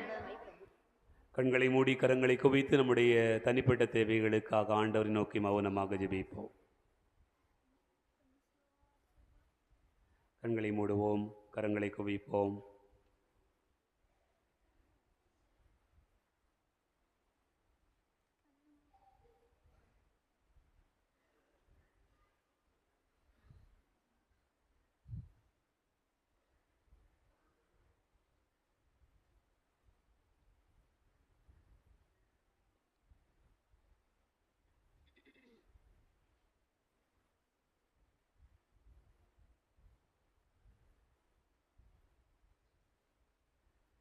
எங்கள் அன்பின் பரலோக பிதாவே, இந்த இனிய காலை பொழுதுக்காக ஆண்டவரை நாங்கள் உமக்கு நன்றி கூறுகிறோம். எங்கள் உள்ளத்தில் எழுந்த ஏராளமான வேண்டுதல்கள் எல்லாவற்றையும் நிதாமே கண்ணோக்குவீராக. நம்பிக்கை கொண்டு உமது பிள்ளைகள் உமது பாதத்தில் வைக்கிற எல்லா காரியங்களையும் ஆசிர்வதித்து நிறைவேற்றுவீராக. ஆண்டவரே, இந்த நாளிலே நாங்கள் நினைத்து பார்க்கிறோம், உமது திருமகனுடைய பிறப்பு பெருவிழாவை கொண்டாடுவதற்காக தயாரிக்கிற இந்த வேளையிலே, குறிப்பாக இந்த 3வது வாரத்தில் மகிழ்ச்சியின் நாளாக நாங்கள் கொண்டாடி மகிழ்கிறோம். எங்களுடைய வாழ்க்கையில் நாங்கள் ஏன் மகிழ்ந்திருக்க வேண்டும் என்று 2 காரியங்களை பார்த்தோம். அதே போல் எங்களுடைய வாழ்க்கையில் மகிழ்ச்சியாக இருக்க வேண்டும் என்று சொன்னால் என்ன செய்ய வேண்டும் என்று நாங்கள் கேட்டு பார்த்திருக்கிறோம். திருமுழுக்கு யோவானிடம் வந்து மக்கள் கேட்டார்கள், படை வீரர்கள் கேட்டார்கள், பரிதண்டுபவர்கள் கேட்டார்கள், நாங்கள் என்ன செய்ய வேண்டும் என்று கேட்டார்கள். ஒவ்வொருவருக்கும் அவரவருடைய வாழ்க்கை சூழ்நிலைக்கு ஏற்றாற் போல ஒரு பதிலை அவர் தந்து அனுப்பினார். ஆண்டவரே, இந்த நாளிலும் நாங்கள் உம்மை பார்த்து கேட்கிறோம். ஆண்டவரே, நாங்கள் என்ன செய்ய வேண்டும்? ஆண்டவரே, நான் மகிழ்ந்திருக்க என்ன செய்ய வேண்டும்? ஆண்டவரே, நான் உழைப்பது தங்குவதற்கு என்ன செய்ய வேண்டும்? ஆண்டவரே, என்னுடைய பிள்ளைகள் கீழ்ப்படிந்து நடப்பதற்கு நான் என்ன செய்ய வேண்டும்? ஆண்டவரே, என் பெற்றோருக்கு கீழ்ப்படிந்து நடக்க நான் என்ன செய்ய வேண்டும்? ஆண்டவரே, என்னுடைய உழைப்பெல்லாம் மிச்சமாவதற்கு என்ன செய்ய வேண்டும்? என்னிடத்தில் என்ன தடையாக இருக்கிறது? என்னுடைய வாழ்க்கையில் மேற்கொள்ளுகிற காரியங்கள் எங்கே பிரச்சனையாக இருக்கிறது? ஆண்டவரே, நான் பலமுறை முயற்சி செய்து பார்த்தேனே, ஆனாலும் கூட தோல்வி வந்திருக்கிறதே, நான் என்ன செய்ய வேண்டும்? ஆண்டவரே, என் குடும்பத்திலே நிறைய பிரச்சனைகள், குழப்பங்கள், உறவுகளுக்குள்ளாக சிக்கல் வருகிறதே, இதை சரி செய்வதற்கு என்ன செய்ய வேண்டும்? ஆண்டவரே, எங்களுக்கு வழிகாட்டும். இந்த நாளிலே உம்மை தேடி வந்த எல்லா பிள்ளைகளுக்கும் வழிகாட்டியது போல ஆண்டவரே இந்த நாளிலும் கூட நாங்கள் கேட்டு பார்க்கிறோம். எங்களுக்கு உமது ஞானத்தை தந்தருளும். வாழ்க்கையினுடைய எல்லா பாதைகளையும் சந்திப்பதற்கான ஞானத்தை, ஆற்றலை, விவேகத்தை, அறிவை எல்லாருக்கும் கொடுப்பீராக. இந்த பலியிலே ஜெபிக்கிற எல்லா பிள்ளைகளையும் ஆசுவதி. உமது அன்பால், உமது ஆசீர்வாதத்தால் வாழ்வினுடைய எல்லா மகிழ்வான தருணங்களை இப்பிள்ளைகள் பெற்றுக்கொள்ள வழிகாட்ட வேண்டும் என்று ஆண்டவர் இரட்சகருமான இயேசுவின் நாமத்தினாலே ஜெபிக்கிறோம் ஜீவனுள்ள நல்ல பிதாவே, ஆமென்.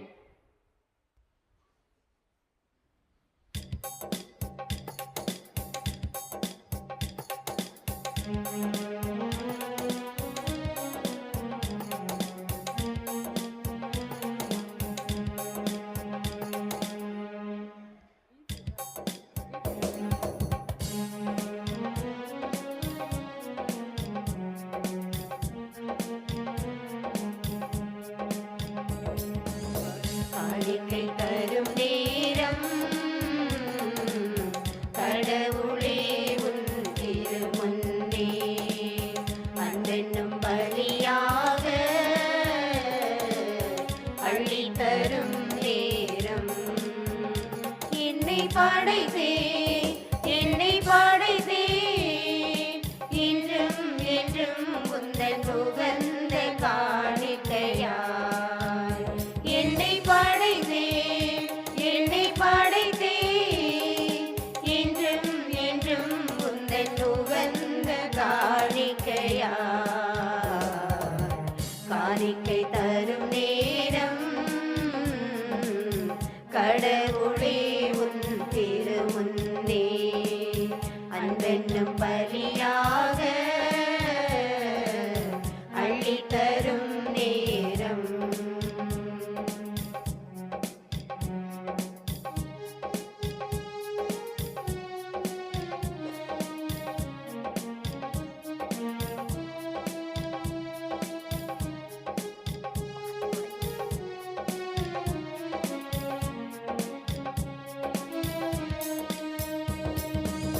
வாழும் வாழ்வை பலியாய் தந்தே வரமே தருவாய் நீ.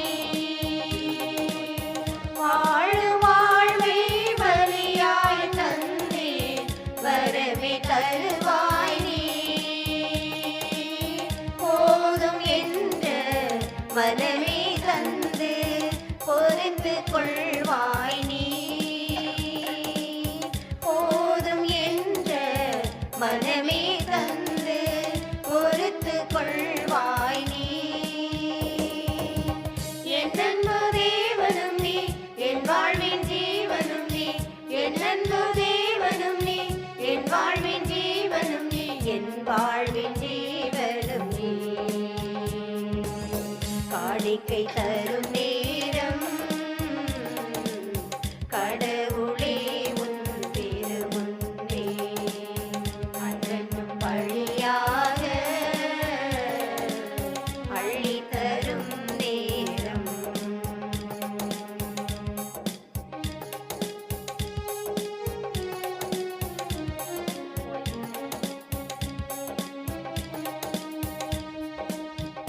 உள்ளம் விரும்பும் இறைவன் நீரே புகழ்ந்து தர வந்தே. உள்ளம் விரும்பும் இறைவன் நீரே புகழ்ந்து தர வந்தே. நீதி வாழ்வை திருமுன் தந்து நிம்மதி பெறுகின்றே. நீதி வாழ்வை திருமுன் தந்து நிம்மதி பெறுகின்றே. என் அன்பு தேவனும் நீ, என் வாழ்வின் ஜீவனும் நீ. என் அன்பு தேவனும் நீ, என் வாழ்வின் ஜீவனும் நீ. என் வாழ்வின் ஜீவனும் நீ. சகோதர சகோதரிகளே, என்னுடையது உங்களுடையதுமான இந்த பலி எல்லாம் வல்ல தந்தையாக இறைவனுக்கு ஏற்றதாக்கும்படி செவியுங்கள். ஆண்டவர் தமது பெயரின் புகழ்ச்சிக்காகவும் மாட்சிக்காகவும் நமது நன்மைக்காகவும் புனித திரு அவை அனைத்து நலனுக்காகவும் மது கைகளில் பலியை ஏற்றுக்கொள்வாராக. ஆண்டவரே, நாங்கள் எங்கள் இறைப்பற்றின் பலிப்பொருளை இடைவிடாது உமக்கு பலியாக ஒப்பு கொடுக்கின்றோ. நீர் நிறுவிய தூயமறை நிகழ்வுகளை இக்காணிக்கை நிறைவேற்றி உமது மீட்பு எங்களில் ஆற்றலுடன் செயல்படச் செய்ய வேண்டுமென்று எங்கள் ஆண்டவராகிய கிறிஸ்து வழியாக உம்மை மன்றாடுகிறோ.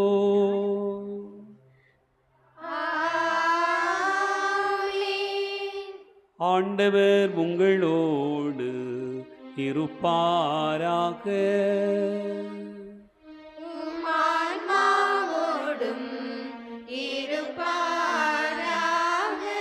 இதயங்களை மேலே எழுப்புங்கள்.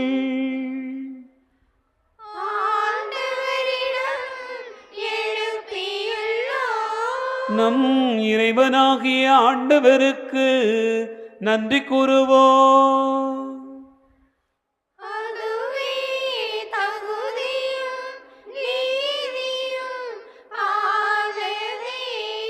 ஆண்டவரே, தூயவரான தந்தையே, என்று வாழும் எல்லாம் வல்ல இறைமா, எங்கள் ஆண்டவராகிய கிறிஸ்து வழியாக எந்நாளும் எவ்விடத்திலும் நாங்கள் உமக்கு நன்றி செலுத்துவது மெய்யாகவே தகுதிய நீதியுமாகும்.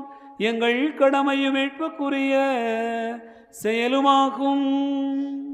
இறைவாக்கினின் அனைவரின் திருவுரைகள் கிறிஸ்துவை முன்னறிவித்தன. சொல்லற்கரிய அன்புடன் கன்னித்தாய் அவரை தம் திருவயிற்றில் தாங்கினார். அவர் வரவிருக்கிறார் என யோவான் அறிவித்தார். வந்தபின் அவரை சுட்டிக்காட்டினார். நாங்கள் விழிப்போடு வேண்டுவதையும் அக்களிப்போடு தமது புகழ் பாடுவதையும் அவர் காணும் பொருட்டு தமது பிறப்பின் மறைபொருளை முன்னரே மகளுடன் எதிர்பார்த்திருக்க செய்தருளினார்.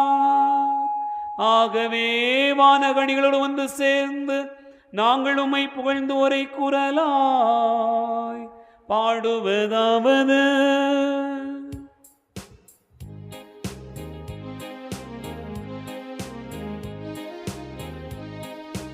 தூயவர் தூயவர் தூயவர் வான்படைகளின் கடவுளாம் ஆண்டவர். விண்ணகமும் மண்ணகமும் உமது மாட்சியால் நிறைந்துள்ளன. உன்னதங்களிலே ஓசன்னா, உன்னதங்களிலே ஓசன்னா. ஆண்டவர் பெயரால் வருகிறவர் ஆசி பெற்றவர். உன்னதங்களிலே ஓசன்னா, உன்னதங்களிலே ஓசன்னா. ஆண்டவரே, நீர் மெய்யாகவே தூயவர், தூய்மை அனைத்துக்கும் ஊற்று.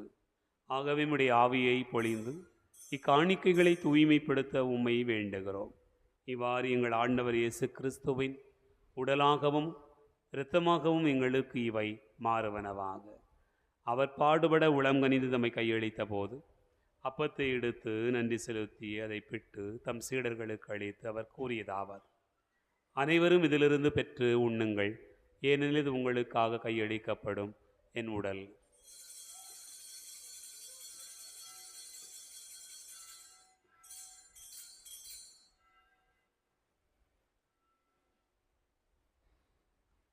அவண்ணமே இரவு விருந்தை அருந்திய பின் கிண்ணத்தை எடுத்து மீண்டும் உமக்கு நன்றி கூறி தம் சீடர்களுக்கு அளித்தவர் கூறியதாவது: அனைவரும் இதிலிருந்து பெற்று பருகுங்கள், ஏனெனில் இது புதிய நிலையான உடன்படிக்கைக்குரிய இரத்தத்தின் கிண்ணம். இது பாவ மன்னிப்புக்கென்று உங்களுக்காகவும் பலருக்காகவும் சிந்தப்படும். இதை நினைவாகச் செய்யுங்கள்.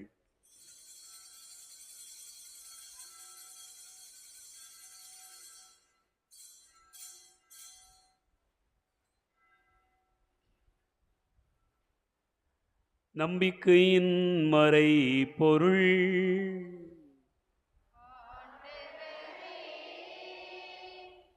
நீர் வருமளவும் உமது இறப்பினை அறிக்கையிடுகின்றோ, உமது உயிர்ப்பினை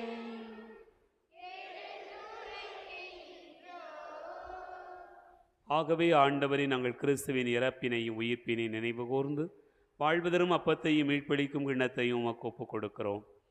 திருமுனின்று ஊழியம் புரிய தகுந்தவர்களென எங்களை ஏற்றுக்கொண்டீர். எனவே உமக்கு நன்றி செலுத்துகின்றோம்.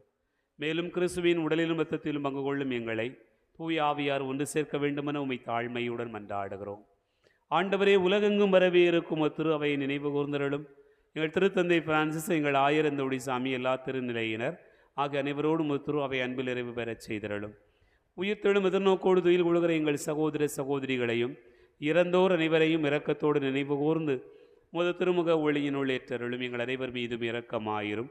கடவுளின் கன்னித்தாயான புனித மரியா, அவருடைய கணவரான புனித யோசே, புனித திருத்தூதர்கள், இவ்வுலகில் உமக்கு உகந்தவராய் இருந்தோர் ஆகிய புனிதர் அனைவருடனும் நாங்கள் நிலை வாழ்வில் பங்கு கொள்ளும் தகுதி பெற்று திருமகன் இயேசு கிறிஸ்து வழியாக உம்மை புகழ்ந்தேத்து மரமருள உம்மை மன்றாடுகிறோம்.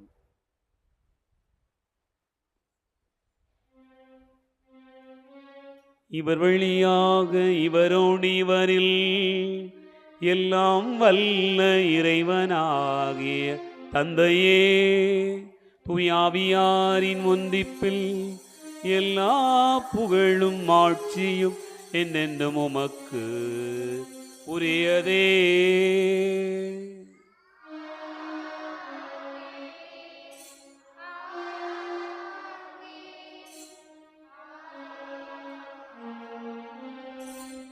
மீட்பரின் கட்டளையால் கற்பிக்கப்பட்டு இறைபிடிப்பினையால் பயிற்சி பெற்ற நாம் துணிந்து பாடுவோம். விண்ணுலகில் இருக்கிற எங்கள் தந்தையே, உமது பெயர் தூயது என போற்றப் பெறுக. உமது ஆட்சி வருக. உமது திருவுளம் விண்ணுலகில் நிறைவேறுவது போல மண்ணுலகிலும் நிறைவேறுக. எங்கள் அன்றாட உணவை இன்று எங்களுக்கு தாரும். எங்களுக்கு எதிராக குற்றம் செய்வோரை நாங்கள் மன்னிப்பது போல எங்கள் குற்றங்களை மன்னியும். எங்களை சோதனைக்கு உட்படுத்தாதேயும், தீமையிலிருந்து எங்களை விடுவித்தருளும். ஆண்டவரே, தீமை அனைத்திலிருந்தும் எங்களை விடுவித்து எங்கள் வாழ்நாளில் அமைதியை கனிவுடன் அருள உம்மை மன்றாடுகிறோம். உமது இரக்கத்தின் உதவியால் நாங்கள் பாவத்திலிருந்து எப்போது விடுதலை பெற்று யாதொரு கலக்கமும் இன்றி நலமாயிருப்போமாக. நாங்கள் எதிர்நோக்கி இருக்கும் பேரின்பத்துக்காகவும் மீட்பராகிய இயேசு கிறிஸ்துவின் வருகைக்காகவும் காத்திருக்கின்றோம். ஆட்சியும் வல்லமையும் மாட்சியும் என்றென்றும் உமதே. ஆண்டவரே இயேசு கிறிஸ்துவே, அமைதியை உங்களுக்கு விட்டுச் செல்கிறேன், என் அமைதியையே உங்களுக்கு தருகிறேன் என்று உம் திருத்தூதர்களுக்கு மொழிந்தீரே. எங்கள் பாவங்களை பாராமல் உமது திரு அவையின் நம்பிக்கையை கண்ணோக்கி உமது திருவுளத்திற்கு ஏற்ப அதற்கு அமைதியும் ஒற்றுமையும் அளித்தருள்வீராக. என்றென்று வாழ்ந்து ஆட்சி செய்கின்றவர் நீரே.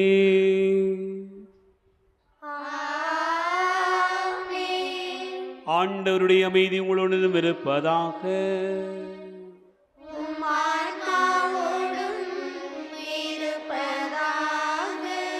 ஒருவருக்கொருவர் அமைதியை பகிர்ந்து கொள்வோம். உலகின் பாவங்களை போக்கும் இறைவனின் செம்மறியே, எங்கள் மேல் இரக்கமாயிரும். உலகின் பாவங்களை போக்கும் இறைவனின் செம்மறியே, எங்கள் மேல் இரக்கமாயிரும். உலகின் பாவங்களை போக்கும் இறைவனின் செம்மறியே, எங்களுக்கு அமைதி அளித்தருளும்.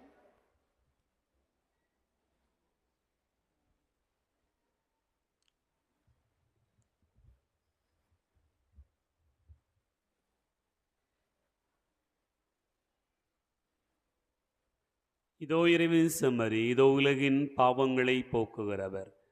செம்மறியின் விருந்துக்கு அழைக்க பெற்றோர் பேறு பெற்றோர்.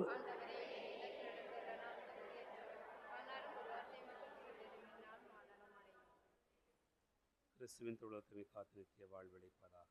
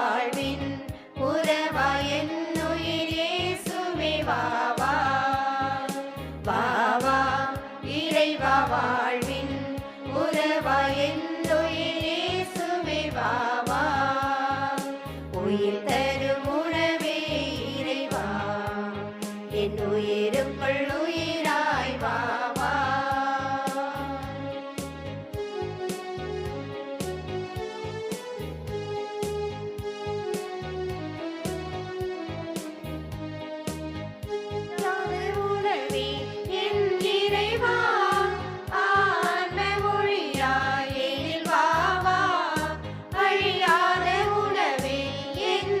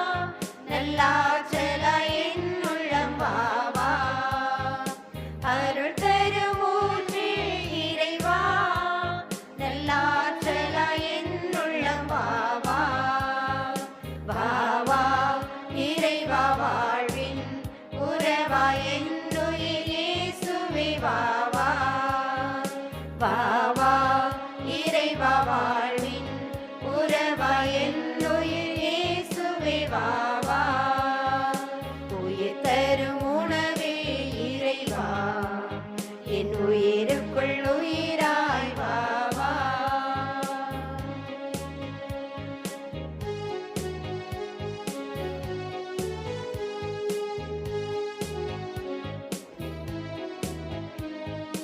உயிருள்ள விருந்தே என் இறைவா நலம் தரும் மருந்தாய் எனில் வா வா உயிருள்ள விருந்தே என் இறைவா நலம் தரும் மருந்தாய் எனில் வா வா நிரந்தர வாழ்வே என் தேவா நிரந்தர வாழ்வே என் தேவா நிம்மதி வாழ்வயனில் வா வா நிம்மதி வாழ்வயனில் வா வா வா வா இறைவா வாழ்வின் உறவா என்னுயிர் இயேசுவே வா வா வா வா இறைவா வாழ்வின் உறவா என்னுயிர் இயேசுவே வா வா உயிர் தரும் உணவே இறைவா என் உயிருக்குள் உயிராய் வா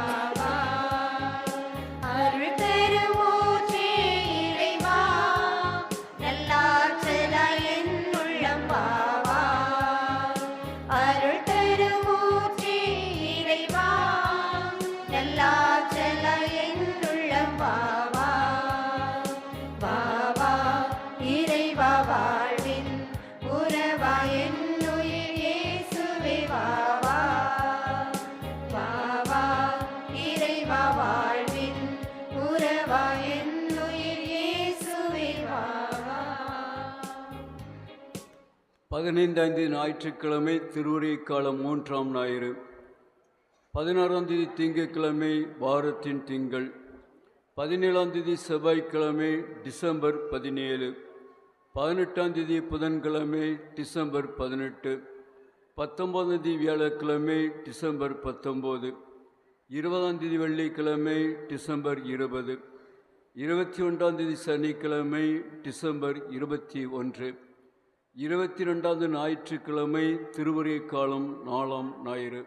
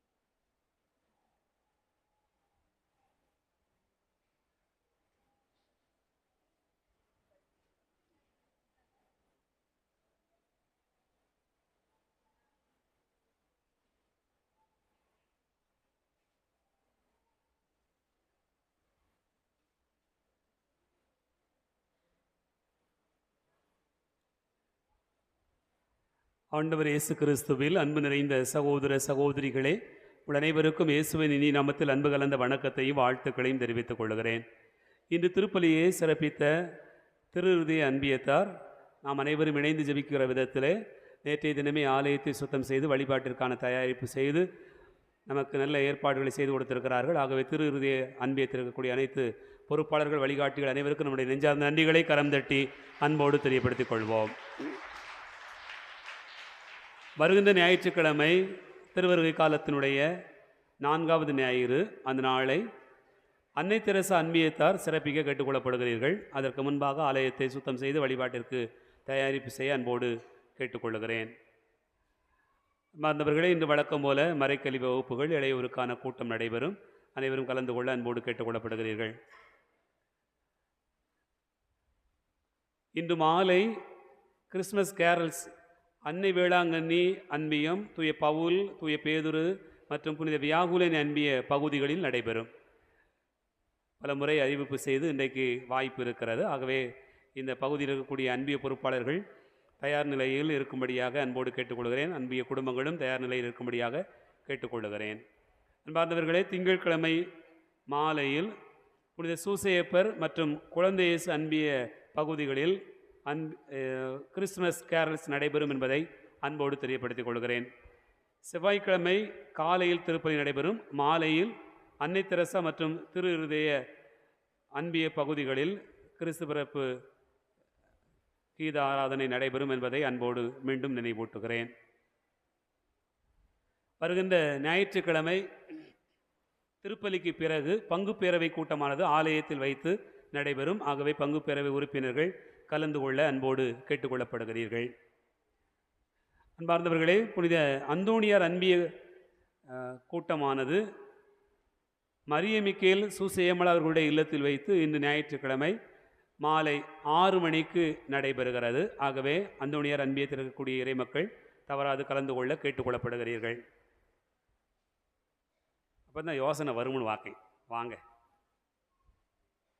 அது வேண்டுவல.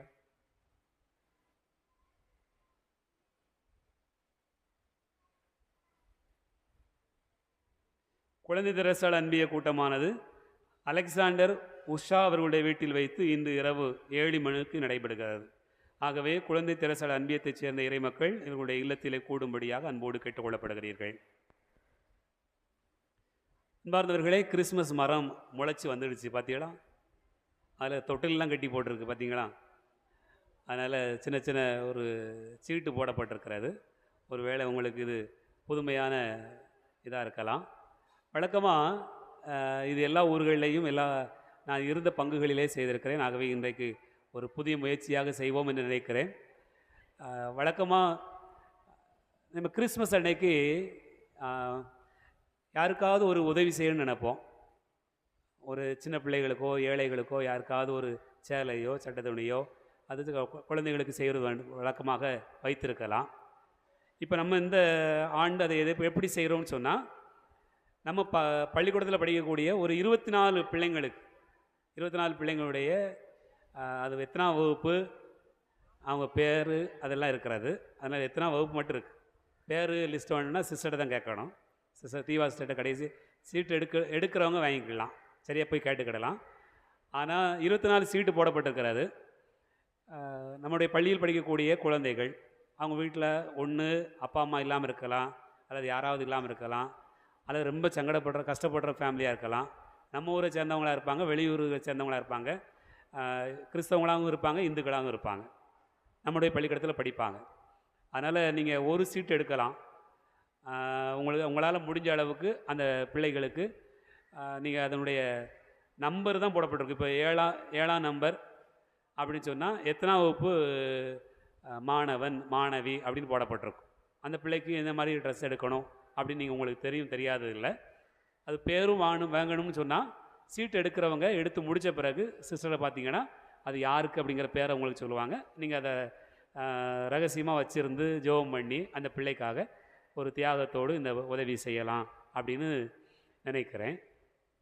இது எப்படி பெயரிடப்படுகிறதுன்னு சொன்னால், குழந்தை இயேசுவுக்கு என் பரிசு. சரிதானா?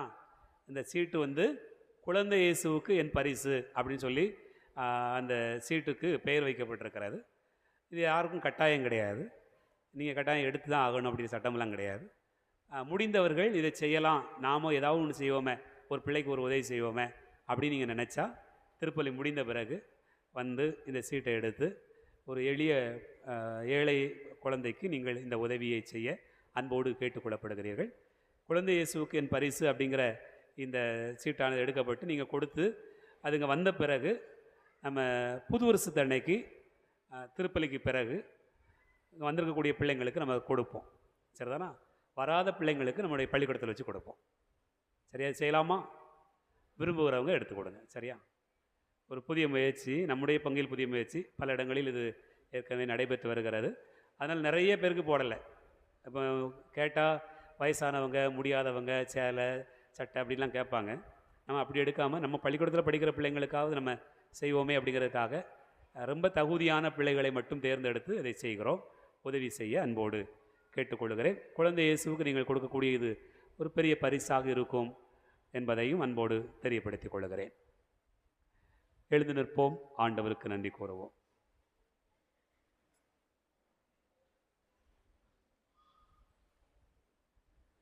மன்றாடுவோமாக. ஆண்டவரே, உமது கனிவை கெஞ்சி கேட்கிறோம். அதனால் எங்களை குற்றங்களிலிருந்து விடுவித்தவும் அருள் கொடைகள் வரவிருக்கும் விழாவுக்கு எங்களை தயாரிக்க வேண்டும் என்று எங்கள் ஆண்டவராகிய கிறிஸ்து வழியாக உம்மை மன்றாடுகிறோம்.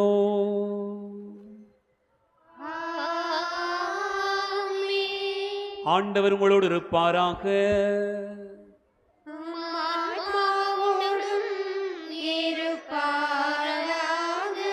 எல்லாம் வல்ல இறைவன் தந்தை, மகன், தூயாவியார் உங்களை ஆசீர்வதிப்பாராக.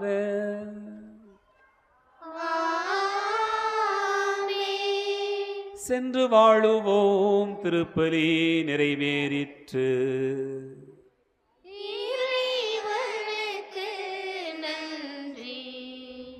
அன்பார்ந்தவர்களே, சீட்டு எடுத்தவங்க சிஸ்டர்கிட்ட பேர் கொடுங்க.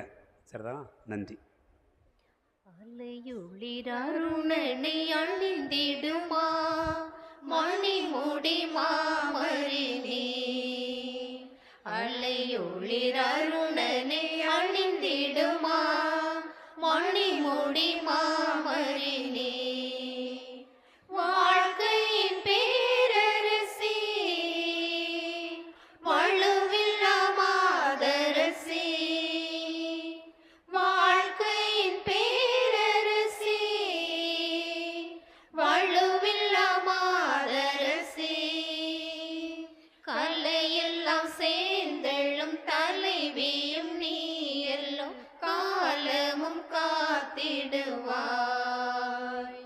அலையொளிர் அருணனை அணிந்திடுமா மணி முடி மாமரினே.